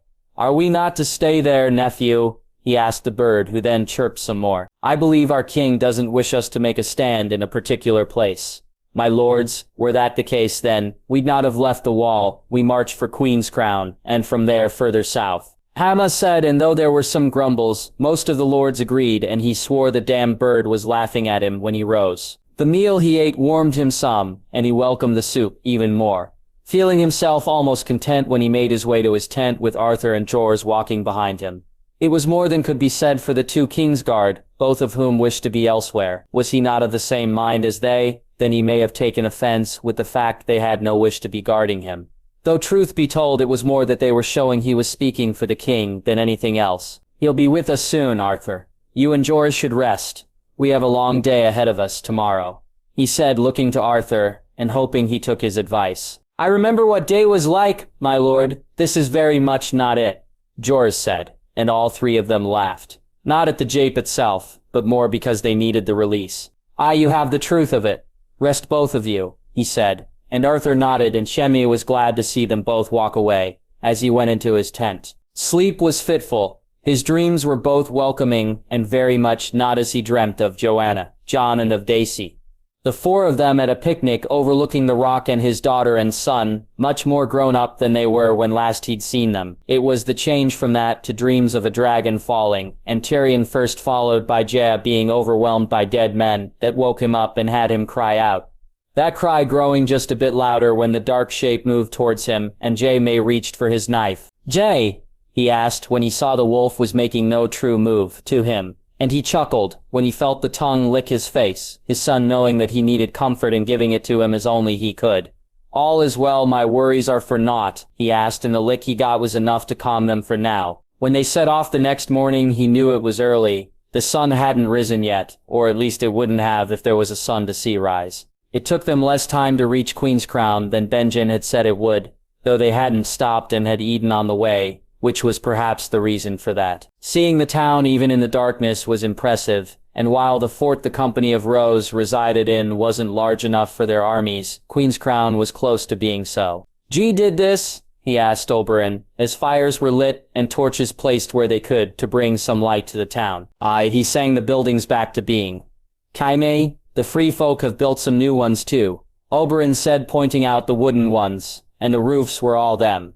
The tower, though, and the buildings, they were my nephew's work," Oberyn said, and Jaime just nodded with a smile on his face. It was when they reached the tower that he felt something was off, the wolves showing that too, as the 2 direwolves began to howl. He ordered the men to arms and was about to lead men into the tower, to find out what was hiding inside, when Melisandre and Thoros made their way to him. "You have nothing to fear here, Lord Jaime," Melisandre said, and though Benjen, Mance, and Val argued that this was their home and something was not right, Jaime found himself listening to the Red Priestess more than to them, for some reason. "Lower your arms," he said, and had to repeat himself before the order was followed. He almost smirking when he saw how close to him Arthur now stood. He moved closer to the tower, and watched as the door opened, and a man stepped outside. His hair was long and red, apart from a white streak, and he was not alone. Standing behind him was a woman, who by her size he'd have perhaps named a girl. Her features named her a woman, though as her face was bony and gaunt, and her dark eyes stared warily at him. There were more behind her. Men, women, and what even looked to be children, and Jaime looked to Mance and Benjen, thinking them free folk who'd not been evacuated, only to see they too stared at them, with no recognition in their eyes. A man has nothing to fear from the followers of the many-faced god. We come to fight for the prince just as a man does. The man, the faceless man that he now knew he was, said, and Jaime looked to Oberyn, who was chuckling, as he moved towards him. We're most grateful for the help. My nephew, though, is otherwise engaged. Oberyn said, and Jaime heard Tormund's loud laugh. The prince will arrive soon. A man and his companions will wait. The faceless man said, and Jaime just shrugged. Strange as this was, he'd seen stranger, and no doubt the bird would be wroth with him for not accepting their help, should he turn it down. I think we best rest. It's going to be a long night, he said, and he never even considered just what those words meant. Eastwatch 301 AC. Dany, her mind was in turmoil, as was her heart. Dany, finding it hard to come to terms with the loss of Sandor and Belwas. And then to find that Shira too was lost had been too much for her. She'd been angry with her nephew, even though it wasn't his fault, and she felt shamed by the time she had flown back to Eastwatch. As she knew wouldn't blame her for taking out her anger on him. He'd not even tried to force her to accept she was in the wrong when she'd shouted at him. Her nephew, knowing that she had needed to unload, even if it was on the wrong person. When he'd then told her about his worries for Rhaegar, she'd felt fearful and desperate almost. So much so that she'd begged and pleaded with her son to listen to her and to her nephew. The Green Dragon only doing so reluctantly, and had G not told him that he'd bring Shira back to him, then she doubted even her words would have been enough to make him do what he must. She felt so much relief when he turned to head for Dragonstone, that by the time she reached Eastwatch, it was with a very different mindset that she arrived than the one she had set off with. Oh, she was still angry, furious, but her anger was directed where it should be, and she was focused now only on the dead and the Night King. She believed Jair would do all he could to bring Shira back. No one cared more for family than her nephew, or was more capable of doing things that seemed impossible than him either. So even her doubts that it could be done had faded somewhat, and just seeing that the army and the ships had retreated when she flew over Eastwatch brought even more relief to her. Dany taking Elegant out to the sea to see Oran standing on the dragon's breath and smiling at him, when she saw him wave to her. Once she'd ensured her husband was safe and well, it was to the army that her attention turned, and so she flew back to the land and over the coast in search of them. They had traveled some distance from the wall, and she saw how the Rhonish kept more to the sea than the rest of the army, though there was no true gap between them and they marched united. She brought Elegant in low, so they could all see that she was close by, and then from there it was back to the wall to make sure there were no stragglers. Then and only then did she bid Elegant land, and they took up their position. Her nephew's plan now the one she followed. Should the wall be breached, then it's up to us on the dragons to guard the army's retreat. Jay said as she, Tyrion, Shera, and Aemon sat with him on Dragonstone. You think the wall will fall? Tyrion asked. I think we need to prepare in case it does. If it does, then we'd be overwhelmed, and so we need to be far from there. Or the men do, and the only way they can march unharried is if the dragons play their part. Jay said. What is it you would have us do, Jay? Shera asked. We form up, Tyrion. Aemon and I at Castle Black. You at the Night Fort and Dany at Eastwatch. We put ourselves between the wall and the men, and as they retreat, we bring the fight to the Night King and his army. Jai said, looking at each of them in turn. We buy time and we burn as many of them as we can, before we retreat and form up once more. We rest and then we do so again and again, and as often as we must. Jai said, and Dany nodded. Will the dragons be enough? She asked, wondering why, if this was one of the plans, they actually needed an army. No, but it will be enough for us to put distance between them and our men, so that we choose where the next fight takes place. If in the process we also take as much of his army from him as we can, it can only be for our benefit. She said, and she nodded. Now she wondered if her nephew actually knew the fall of the wall was inevitable, and if it was more than simply a contingency as Tyrion and Aemon had told her. She knew Jay wasn't telling them all that he had planned, only their parts. So she wondered if he, because of the glass candles or Dany's journal, knew more, and this, like so much of their life had seemed to be, was actually all destined to be. These were the thoughts that were running through her head when the wall actually fell. These are not memories of Sandor and Belwas or of her aunt. The loud sound of the wall crashing to the ground and the knowledge that the dead would soon be in front of her, that was what brought the memories of her losses back to her, and she then used it to fuel what she was about to do. For Sandor, Belwas, and Shira, she said, as Elegon's wings began to flap, and she took to the sky. She felt it as she flew to the wall, the pull coming from the west, and the throbbing in her arm, and it was hard for her to resist giving in to it. Elegon, though, was just as keen to bring her fire to bear as Dany was, and so it was her dragon's will, and not her own, that she gave in to. Her daughter was angered on her brother's behalf. She wished to do what he could not, and when Dany gave the order, she felt the flames were even stronger because of it. "Dracarys," she said, as she and Elegon took their first pass, and as she watched the dead beneath her burn away, she felt her rage was undimmed. Again and again she and Elegon flew over the dead, wave after wave of them falling to the flames, and it was only when she saw the animals run ahead of them that she called off her attacks. She and her dragon soon chasing them down and bringing the fire to them too, before they then landed and Elegon ate and rested while Dany sat on her back and did only one of those things. How long they sat there for she couldn't tell. Elegon, though, felt the need to fly back to the dead and assured her that she was not tired and able to do so. Dany allowed her dragon to take the lead once more, and so again, for more passes than she could count, they laid their fire down upon them, which was when she saw the first of them. The White Walker looked up at her as she flew, and the spear in his hand was soon coming their way. Elegon dodging it as if it was nothing. It infuriated her, annoyed her, and Dany reached behind herself to grab the bow and to place an arrow in it. Time seemed to stop, and Elegon almost seemed to hover in the air.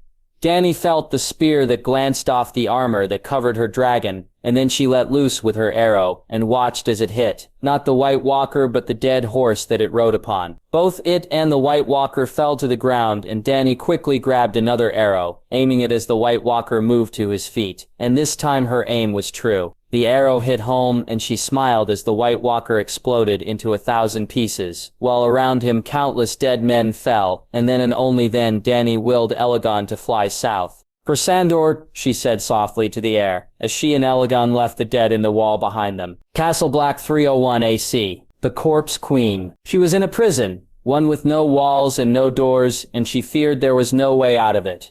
In her head she felt a presence that wasn't her own. Something that wormed its way deeper and deeper into her and was devouring her from the inside. Pieces of her fell away, not her body but her very soul, and she began to forget things that she'd only thought about a day or so previously. It was worse than she had feared when they had taken her from the Night Fort. Very much worse, and she wondered if she should have ended herself before they took her to him. In truth, she had been too afraid to take her own life. No, that wasn't quite true. She had longed to live, and so had refused to give up. For so many years she'd always felt that when death came, she'd welcome it. That, in the end, she'd go gladly into the cold dark night, and yet when it came she'd fought against it with all she could. Only to find it wasn't a true death that she was being given, and instead it was this. Whatever this was, that was to be her fate. She knew he wished to know what she knew, and so she'd given him half-truths, and thought he'd accepted them. Shira had told him that Jared intended to run if the wall fell, which was partly his plan after all. Now though he'd begun to delve into places inside of her that she'd kept hidden to all but herself, and each place he visited was no longer the same. Once he'd done so, it died and was lost to her, and so the memories of her life had begun to fade. Daemon, Aegor, and even Brynden were all almost lost to her, the way they looked, the things they'd shared all disappearing piece by piece. When the dragons came and let loose their flames was the only respite she was given. His focus was then on them, and not on her. And so she began to build up walls, brick by brick, obstacles that he'd need to overcome when next he delved into all she was. Daemon, Tyrion, Aemon, and most especially Jay, since it was he that the Night King wished to know about most of all. It was as she was doing this that she heard the voice and found herself not at Castle Black and surrounded by dead men, but walking on Dragonstone and alone but for a young woman who stood looking out on the beach ahead of her. Her silver hair and violet eyes made her think it was Dany first. Of all, only for the woman to turn and to be someone that she didn't recognize. Her smile was comforting though, as were her words when she spoke them. "I knew you'd come, Shira," the woman said, and Shira asked the only questions she could. "Who are you?" "I was known as the Dreamer, but you may call me Daenerys." "How are you here?" she asked. trying to understand why a long-dead woman was now in her head. "A story for another time," Dany said, and Shira looked at her as she reached out and placed her hand on her forehead. "Show him. Let him see, and fear not, for the dawn is soon to come," Dany said, and then she was gone. She felt him then, inside her head once more, and so she did as she'd been bid and felt his pleasure at her being so open to him. What he saw, she did not, but not long after he was gone from her they began to march. The dead moving away from the wall and she riding by his side, his eyes on her as she looked to the lands that stretched out ahead of them. Should death come then, she'd welcome it, and as long as it brought about his end too, she'd not fear it, and would embrace it, should it come. But as her nephew had said often to her, there is only one thing we say to death, not today. So for the first time since Randyll Tarly had taken her from the night to Shira, began to believe that her own was a long way away. Castle Black 301 AC. Tyrion. As he waited with Jay for the order to fly, he was glad of the company. He'd feared after Jay had sent Aemon to the Night Fort, that his nephew too would soon be in the air, leaving him alone, and yet Jay had stayed by his side. Originally it was to be all three of them, but what had happened at the Night Fort had changed. That Tyrion not sure he understood it, even after Jay had explained it to him, that a place could make you lose your mind and turn on your allies, was beyond his comprehension. Not even Jay telling him that it was actually more so the Night King using the Night Fort than the Night Fort itself made much sense to him. Their losses had been the worst of this whole war so far. 7,000 men lost not to the army they'd come to defeat, but to their own men, and that on its own was worrying enough. It was the loss of his aunt, though, that weighed heaviest on Tyrion's heart. The thoughts that she was out there, and suffering, or even dead, were the ones that he concentrated on. His sadness at that only not overwhelming him because of the anger he felt at Randyll Tarly, Mathis Rowan, and the Night King himself. Jay had told him it was not the fault of the first two, yet he feared if he ever faced with either of the men it would be a dragon's wrath they'd feel. As for the third of them he would be face to face with soon enough, and he felt Lygarin almost coiled and ready to strike as he moved beneath him. Jay had sent him to check their army's progress. Tyrion was now sure it was to calm him down, some rather than to actually find out how far they'd traveled. Had his nephew really wished to know that, then he'd have no doubt warged into one of the many birds he'd left to look upon those he'd cared about. Something that both brought a smile to his face and a question to his lips. One that his nephew was only too eager to answer once Tyrion had returned from seeing that Jay and the others had made it to the fort held by the Company of the Rose. "How did you not know, Jay, about Shara? How did you not know?" he asked questioningly, as the two dragons stood no more than a few feet from each other, and he and Jay sat on their backs. "Some things I'm not meant to, Tyrion. Some things I'm only supposed to know when the time is right, and others I've missed."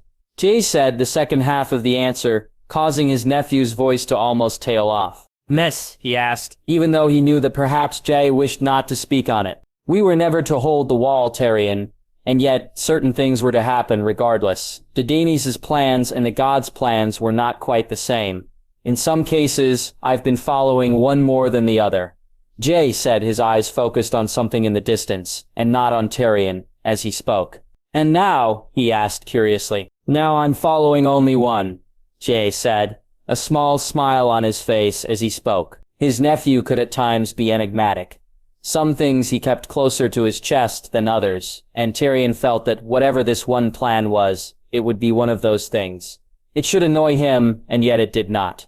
Instead, it filled him with hope and brought him great relief. He could think of no plan to face what it was that they were to face, and so he was relieved to know that even after some setbacks, his nephew still had one. The sound rang out, and he looked to Jay, who nodded, the two dragons then taking to the sky, and as they flew towards the wall, Tyrion looked on open-mouthed. It was gone.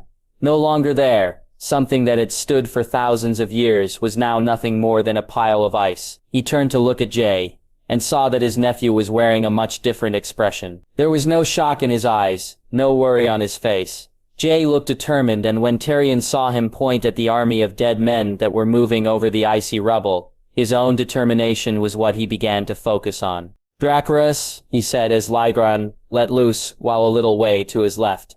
Rhaenys did the same. Over and over, they let loose their flames. Twin arcs of fire falling down on dead men and the two dragons crisscrossing in the sky. How many each pass took from the Night King's army was impossible to tell. And yet it didn't seem to even make a dent in it, to Tyrion's eyes. Still, they flew and Rhaegar never let him down once. His flames, though smaller and less fierce than his sister's, were just as devastating. At one point they'd burned so many that Tyrion saw a gap form in the mass of bodies below him, and felt they'd turned a corner, only to see it quickly closed and more dead arrived to fill it. He barely heard Jaime and had Rhaegar not followed his sister. Then he'd have perhaps just continued flying and bring the fire to the army of the dead. There was no tiredness in his dragon nor in himself, and whether it was the thoughts of Shiera and what may have been done to her, or the idea that if they ended this quick they could save her, Tyrion wished to continue doing as he had been. Jaime, though, had other ideas, and when Rhaegar followed after Rhaenys, Tyrion was annoyed, only to see what it was his nephew was pointing down at and realize just how dangerous it was. Beneath them dead animals moved as if they were live ones. They charged and Tyrion quickly understood where it was they were charging to. Should they reach their army, then they'd kill thousands and catch them unprepared. And so with a nod to Jay, he and Rhaegar dropped down low, and did what they must. Progress, he said as Rhaegar's flames burned. Snow bears, dire wolves, shadow cats, and other animals he wasn't sure he could name. Ahead of him he could see Rhaenys burn birds from the sky and then let loose her flames on those animals who'd outrun him, and Rhaegar. Soon enough it was done, and Jay waved at him to follow, and they landed some distance from where he and Aemon had made their camp. He looked on as Jay spoke to Rhaenys, and then he did the same to Rhaegar, thanking him and praising him for what he'd done and asking if he was tired or hungry. His dragon's trill telling him how much he enjoyed his words, and when he bid him rest or eat, Rhaegar let him know that for now he needed neither. When he looked to Jay, it was to find his nephew needed the latter, and so he too began to eat some of the food he'd stored in his pack. When Jay climbed down off Rhaenys' back and walked over to him, Tyrion looked at him worriedly, only to be bid to do likewise, and he felt the stiffness in his legs when he then stood on the ground. "Aye, me too," Jay said, rubbing his leg as Tyrion chuckled. "Why? We've flown for longer," he asked, and Jay nodded. "Not like this, uncle," Jay said, and that was the truth of things. Even in the war for the one true king, it had been different. Tyrion perhaps spending no more than an hour or more, and Rhaegar had not let loose even half the flames he had today. "You should rest, I'll take watch," Jay said, and he went to argue with him only for Rhaegar to make his own feelings clear. It wouldn't be a tent, and Jay bid him lay by Rhaenys to keep warm and not by Rhaegar, his nephew informing him that one of the dragons would need to hunt to feed the other. When he asked him about the dead, his nephew laughed, which caught him by surprise, though his answer did make some sort of sense of why he did so. "We'll see them soon enough, uncle, but there are many miles between us and them, and not even they can travel so fast. So I doubt they'll arrive when you're napping." Jay said, his smile still on his face, and Tyrion shook his head and chuckled before doing as he'd been bid. He woke, and was perhaps more tired than when he'd slept. Jay telling him that the army had left the fort, and was on the way to Queen's Crown, and that the dragons had eaten. "The dead?" he asked. "Will be here in a couple of hours. It's time for you to leave, uncle," Jay said, catching him by surprise. "Jay?" he asked, confused. "Dany, Tyrion, I need you to go to her. Aemon will follow Ser Garland and the men to Queen's Crown. I need you to fly to Dany and help her as you did me here. 2 dragons are far better than 1. I see that now. Go to her and do all you can. Retreat, though. Uncle, retreat and fly away before the dragons get too tired, and make sure that Dany does likewise," Jay said, reaching out to place a hand on his shoulder. "You think she'd not?" he asked, worriedly. "I think she's grieving for Sandor and Belwes, and for Shiera too. And grief, while a powerful motivator, can rob you of your senses.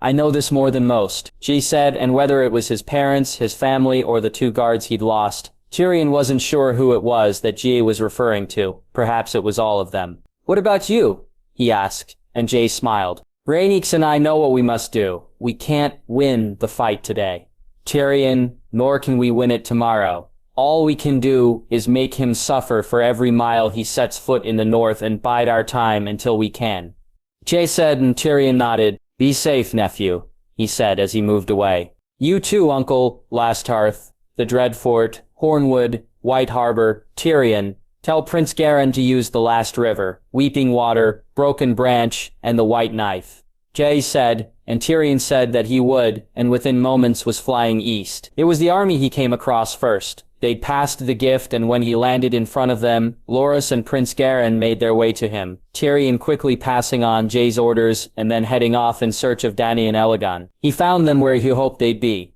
His sister had not given in to her grief, and was following the same plans that Jay was, and that he knew Aemon would be following too. She was surprised and worried to see him, and so he put her mind at ease as quickly as he could. Jay and Aemon are well, and I'm not here because things have gone badly, he said as she looked at him, and smiled. His sister glad he was here once she knew it was not as the bearer of bad news. Then, why? She asked, and he told her. Dany smiling even more by the time he was finished. Good, it's fucking boring, with no one to talk to. Dany said, and he laughed loudly when Elegant made what could only be described as a snort. A different dragon, my love. Dany said, reaching out to stroke Elegant's head. He was just as pleased he found. To see her safe and well, and to be by her side was something he didn't realize. Just how much he needed. Jay perhaps knowing that even before he did, and while he worried for his nephew and uncle, his worries in some way were more for Dany. She was grieving, and what kind of a brother would he be if he wasn't there to help her through that grief? Queen's Crown 301 AC. Rhaegar Targaryen. Corrine and he had taken gods, knew how many from the Night King's army. Jay, though, knew it was nowhere near enough. Should it come to a pitched battle, they'd lose, and lose badly, and so the time was not right for one, when it would be he knew not. The use of the animals had shown that the Night King could be panicked, and he'd welcome that. Jay, having felt that something already dead, would never be able to feel fear. Now that he knew he could, he intended to make use of that, should the opportunity arise. After dealing with the animals, he'd told Tyrion to rest, and then had sent Rhaegar to hunt, the bronze dragon soon bringing an elk back for Rhaenys to sate her own hunger. The Night King's army was more than a day ahead of him, and Jay didn't fear him moving in a different direction than he expected. Should he head towards Aemon and Garland's army, he'd be at his back within an hour or two, and the Night King would suffer even more losses. If he was to move towards Dany, it would be the same result. He knew, though, that it would be he that he moved to, his power that drew him forward, and so he was able to plan accordingly. It was always to be this way. The wall was as much a barrier to him as it was to the Night King, and he felt a fool for not seeing it before now.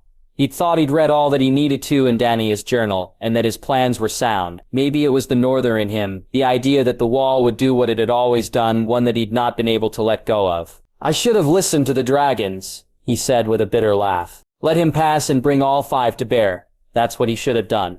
Instead, he'd used just one, and had not thought more about the fact that the others couldn't pass the wall. A part of his mind argued against this train of thought, told him that he had still needed to protect the wall, and that had he not, the Night King would have been warier. Jay, though, thought only about the losses, the 10,000 men he'd lost, and his aunt, who though not completely lost to him, was in danger of being so.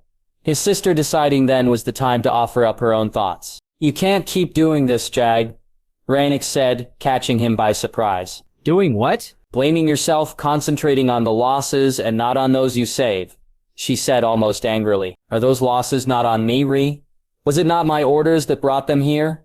He argued back. It was, but had you not then, maybe those losses would be much worse. Jaya, mourn them, feel for them, but don't blame yourself for them. You can't keep thinking this way, she said, her voice softer now. What way? He asked curiously. Victory or defeat, and is there any difference? You know better than that. You are better than that.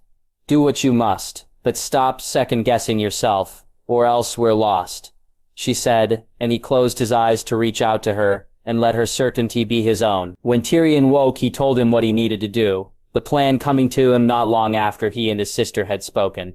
It wasn't the same one he'd originally come up with, and yet now, perhaps because of what Rhaenys said, he was sure that it was the right one. Not long after Lagran had left, Jay warged once more. This time into all the animals he'd left near those he cared about. He'd sent a wolf to Jaime after finding it alone, and without its pack. Though not a dire wolf, it was fierce. If a little frightened, and he was pleased it had found a new pack in gray wind and dusk. They'd reached Queen's Crown, and so, rather than flying back to the wall and to bring more fire to the dead, it was to there he flew. His own men's plans would need to be changed, too, and it would do their morale good to see him. He also wished to see his family again, to speak to him in Oberyn, his uncles, brother, cousin, and to the free folk. They, too, would be more than happy to see him, and so, with a last look in the direction of the wall, Jaime nodded and Rhaenys turned and flew south. "You are ready, little brother," Rhaenys said happily, and he felt he was. He hoped he was. And closing his eyes, it was to his wife and daughter he looked. Jaime promising himself that he'd be back with them sooner rather than later. Winterfell 301 AC. Howland Reed. He had done his best to calm people down when the long night fell. Howland more prepared for it than some were. That was not to say that it didn't worry him when it happened or that it was something he wished to see. More, he had always known that it was likely he'd see it in his lifetime. Though not as close to the gods as he once was, he'd not received a message or vision from them in a number of years. He had always known what it was that Japton was being prepared for, and without the long night there could be no dawn. When Elle came to him worried about what this meant for Ned and Robb and for her father and brother, as well as the others that she considered family at the Wall, Howland had done his best to reassure her. He'd also ridden to Wintertown and seen that the city hadn't devolved into panic, his words only carrying weight when he told them that their liege lord and his heir were fighting with the king to see the knight defeated. The mere mention of Jaime's name and that he was there, doing far more than even the mention of the Starks to calm the situation down. It was a strange thing for him to see, even knowing Jaime as well as he did and believing in him completely.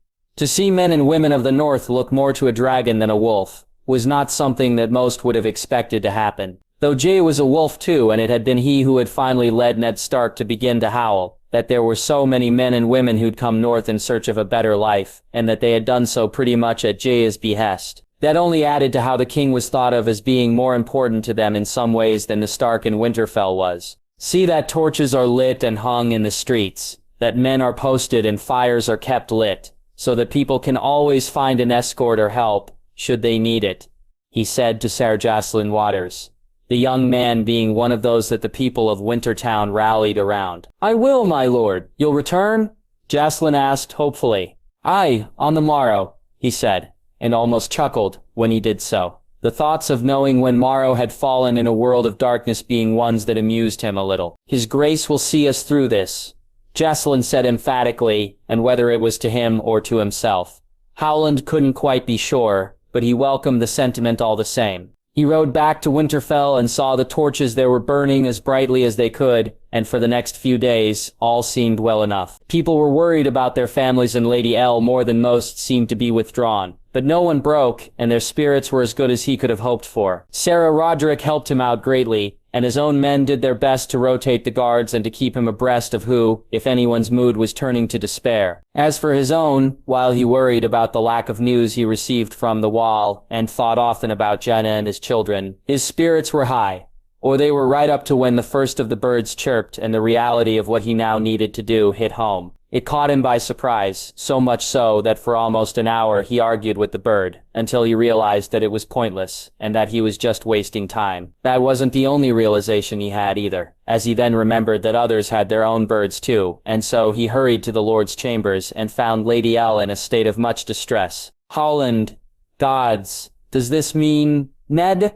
"Oh gods, Ned," Elle said, her tears falling, and the woman herself looking close to following them. Whether it was the gods' interference or just that he was a young boy who needed his mother, Rickon had woken up and was crying and so was brought into the room barely a moment after Howland had arrived. The little boy running straight to his mother for comfort and his presence, allowing for Elle to concentrate on something more tangible than her fears over his father. It also gave him time to speak to her while she was making sure her son was well. Time to tell her that had something happened to Ned or the others, then it would be a different message they'd have received. Howland telling her that, though this meant they had to do what they must, it wasn't something they'd been unprepared for, or something that they'd not expected. While that was true, it had been something that he'd hoped would not come to pass, but he didn't mention that to her. As to whether it was his words or holding Rickon in her arms, it mattered not as Elle relaxed somewhat. "We must begin the evacuation, my lady. That's what the bird's warnings mean. That and only that," he said, and Elle nodded, the woman still holding her son and Howland not begrudging her the comfort it brought to her. "I'll set the men to task," he said, as he turned and walked from the room. He sent for Sarah Roderick, who was quickly brought to him. Howland finding out that while the old knight was distressed, his duty had given him something to focus on, and the guards had already been given their orders. Lewin too had begun giving out orders. The maester another who'd been given a bird by Jay before he'd left. Howland soon finding both him and Vadran Pool to be busy telling people to pack only what was essential and to make ready to leave as soon as they could. With everything seeming to be in order, he told Sarah Rudrick that he was heading to Wintertown, and arriving there he found it to be even more ready than Winterfell was. Some men that he later found out worked for Sir Richard Lonmouth, some that the king himself had left for this purpose, and men like Sir Jacelyn Waters were already in the city to leave, and for Howland his presence was almost not needed, though it was welcomed as when people who'd been dallying before his arrival saw him. They soon were not. After speaking to the men, he was told that within 2 to 3 days the entire population of the city would be ready to march south. Upon arriving back at Winterfell, it was to find out that it would be another 2 days for them to be ready, and to the sound of a wolf howling, which then had him running to where Lya had made her den. "Is she well?" he asked worriedly, as he saw Luwin stand over the large wolf. "Aye, but her pups will come soon," Luwin said, and then both of them were almost pushed out of the way, as Frost came running into the yard. "I thought he was," he said, only for Luwin to smile. "The pack protects itself, Holland. His Grace told me that. The pack knows when one of them needs another, and so it protects itself. The wolves were born that night, or was it that day? Howland was not sure which, and as he looked at them laying with their mother, the smile he wore was as true as it could ever be. 5 pups, 3 gray, 1 black, and 1 white with red eyes, 3 girls and 2 boys, and as he looked at the white pup and saw her suckle at her mother's teat, he knew who she belonged to. The black one, too, he could hazard a guess at. Elia and Rickon were soon to get their own wolves, and it was Luwin who then told him that Wyanfrad was with child when he mentioned it to him about them both. 3 of the 5 were now potentially spoken for, which left 2 who were not, and it was that which had brought a smile to Howland's face, and helped him greatly over the next 2 days. Even when they left Winterfell, and for the first time in God's new long, there was no longer a Stark in residence, it wasn't enough to remove that smile. The gods had spoken, and as Winterfell and Wintertown's residents made their way south, Howland looked at Lya as she lay in the cart, and suckled her pups, and at Frost who walked beside the cart like a proud father. 2 pups were unclaimed, and that could only mean that their own familiars were still to be born. How could he not see hope in that? Queen's Crown 3L1 AC. Oberyn. Faceless men, it should give him pause, and yet all it did was make him chuckle.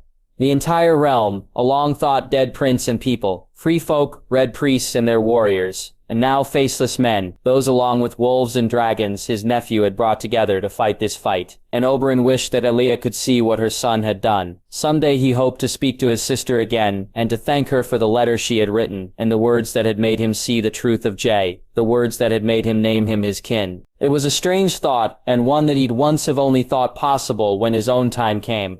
Oberyn never imagining that other than in the home of the gods would he be able to see his sister and feel her in his arms once more. To know that not only was he fighting for his love, his children and his people, but the chance to see Elia once more, to see Aegon and Rhaenys, that was enough to give him strength when he felt weak. To know that men such as the Faceless Men had come from Braavos to play their own part in that fight, that was why he now sat with such a silly expression on his face. One that was soon noticed by Garland Tyrell, who had arrived only a few hours earlier. "Something amuses you, my prince," Garland said as he took a seat beside him in the large open room of the tower. "I'm to fight with faceless men, Sir Garland. How can I not be amused?" he said, and Garland chuckled too, as he nodded to the jug of ale.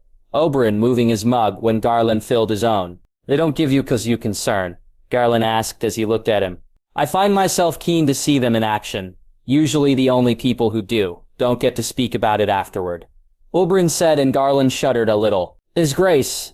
Garland asked, after a few moments of silence. "My nephew will be here soon, hopefully. Then we can send ravens," Oberyn said, and he saw the eager look on Garland's face. The long night didn't stop the birds from flying. They'd just not brought enough of them with them, and so he hoped once Jay arrived he'd be able to send messages back to the Red Keep and Elalaria and his girls. He had hoped that the glass candles would have been able to be used, but other than for what his nephew wished to see or show with them, their use was limited. Jay explaining to him that they wouldn't work how he wished them to, and that Dadane's journal had warned him of this. When Jay arrived, Oberyn and Garland were sitting silently, both of them drinking and not speaking too much, though not for any other reason than they were enjoying the silence. Hearing the rush of activity and the mention of his nephew's name soon had them both moving with everyone else to the door of the tower. Oberyn smiling when he saw Jay walk towards them, his nephew looking tired but unharmed. It was Arthur that reached him first.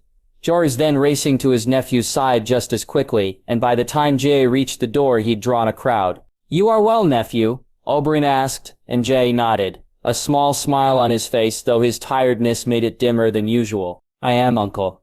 "Carlan, it's good to see you," Jack said, reaching out to pat his good brother on the shoulder. "You too, your grace," Garland said happily. "My uncles, Lord Jaime?" Jay asked, his voice eager and yet concerned too. "Are resting? We've been taking turns, nephew," he said, and Jay nodded before turning to those who'd gathered once they'd heard the king had arrived. "I'll speak to most of you later. There is much we must do, but I'm hungry, and probably more in need of rest than it may seem.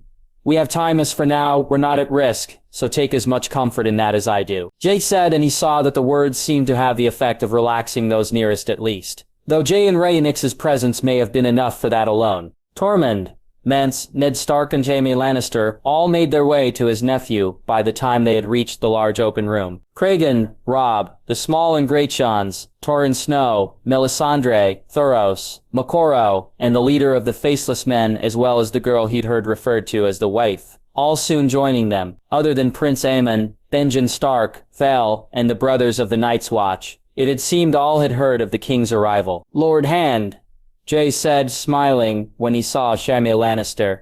"Uncle," he said when he saw Ned, and his smile seemed to be truer as he saw his cousins and some of the others that had joined them. "All is well, your grace," Ned asked, and Jay nodded before he stumbled. Oberyn, Arthur, and Jaime the first to reach him. "I'm well, just tired," Jed said, and Oberyn wasn't the only one who looked at him to make sure he was speaking true. "Truly, I'm well, I just need to eat and to rest." "You should do both, your grace." "I'll have food brought to you," Jaime said, and Jay shook his head.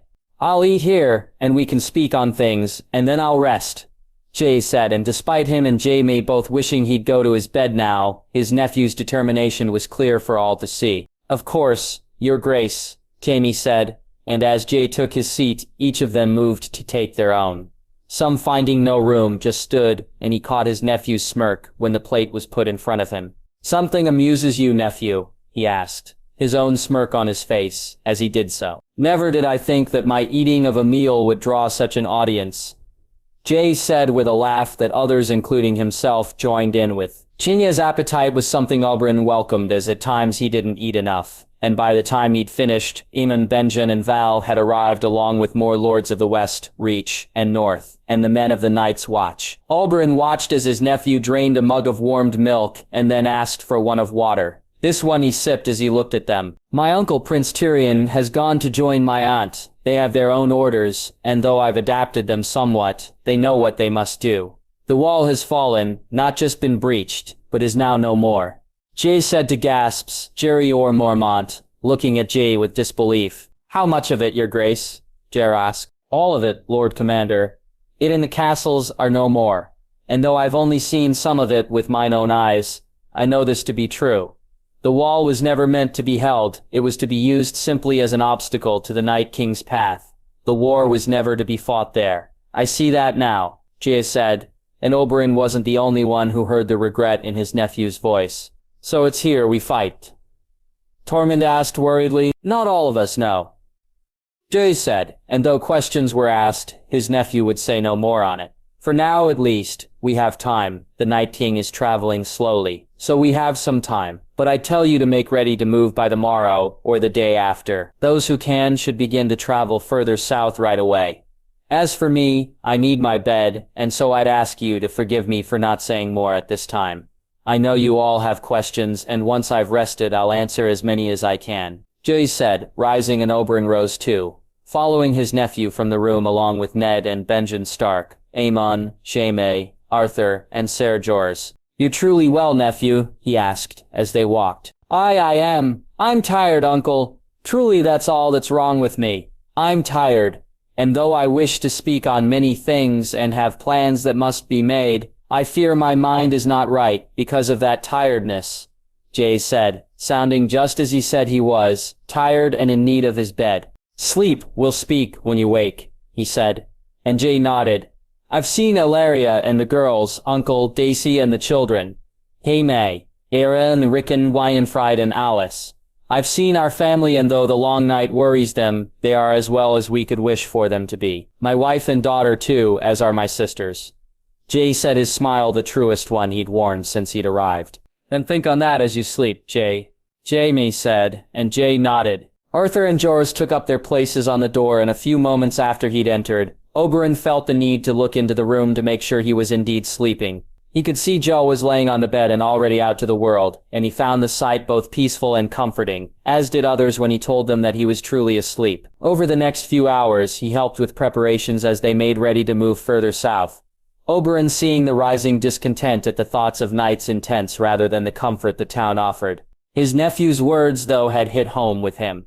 The wall was never meant to be defended, and was simply an obstacle. If that was true, then Queen's Crown too would be the same and better. It'd not be where they made a stand and where they met their end. He was tired himself when Jay awoke, and yet he broke his fast with his nephew, and he and Jaime Lannister spoke more on his plans. While they did so, he watched as Jay spoke to the faceless men and the red priests, then to the free folk in the company of the Rose. Later that day, he joined with his men as they began their march south, and looked back on the town as he left it behind. He'd sent word to Ilaria and his girls to let them know he was well, as had Jaime and others once Jay had called the ravens to him. Then he'd argued with his nephew, as had others, when Jay refused him leave to stay, and in the end, he'd only agreed to leave when he saw who marched with him. Rhaenys flew over his head slowly before she landed in the town, and he looked to Jaime and Ned to see they were doing just as he was, each of them offering up prayers to whatever gods would listen and hoping they'd see Jay soon.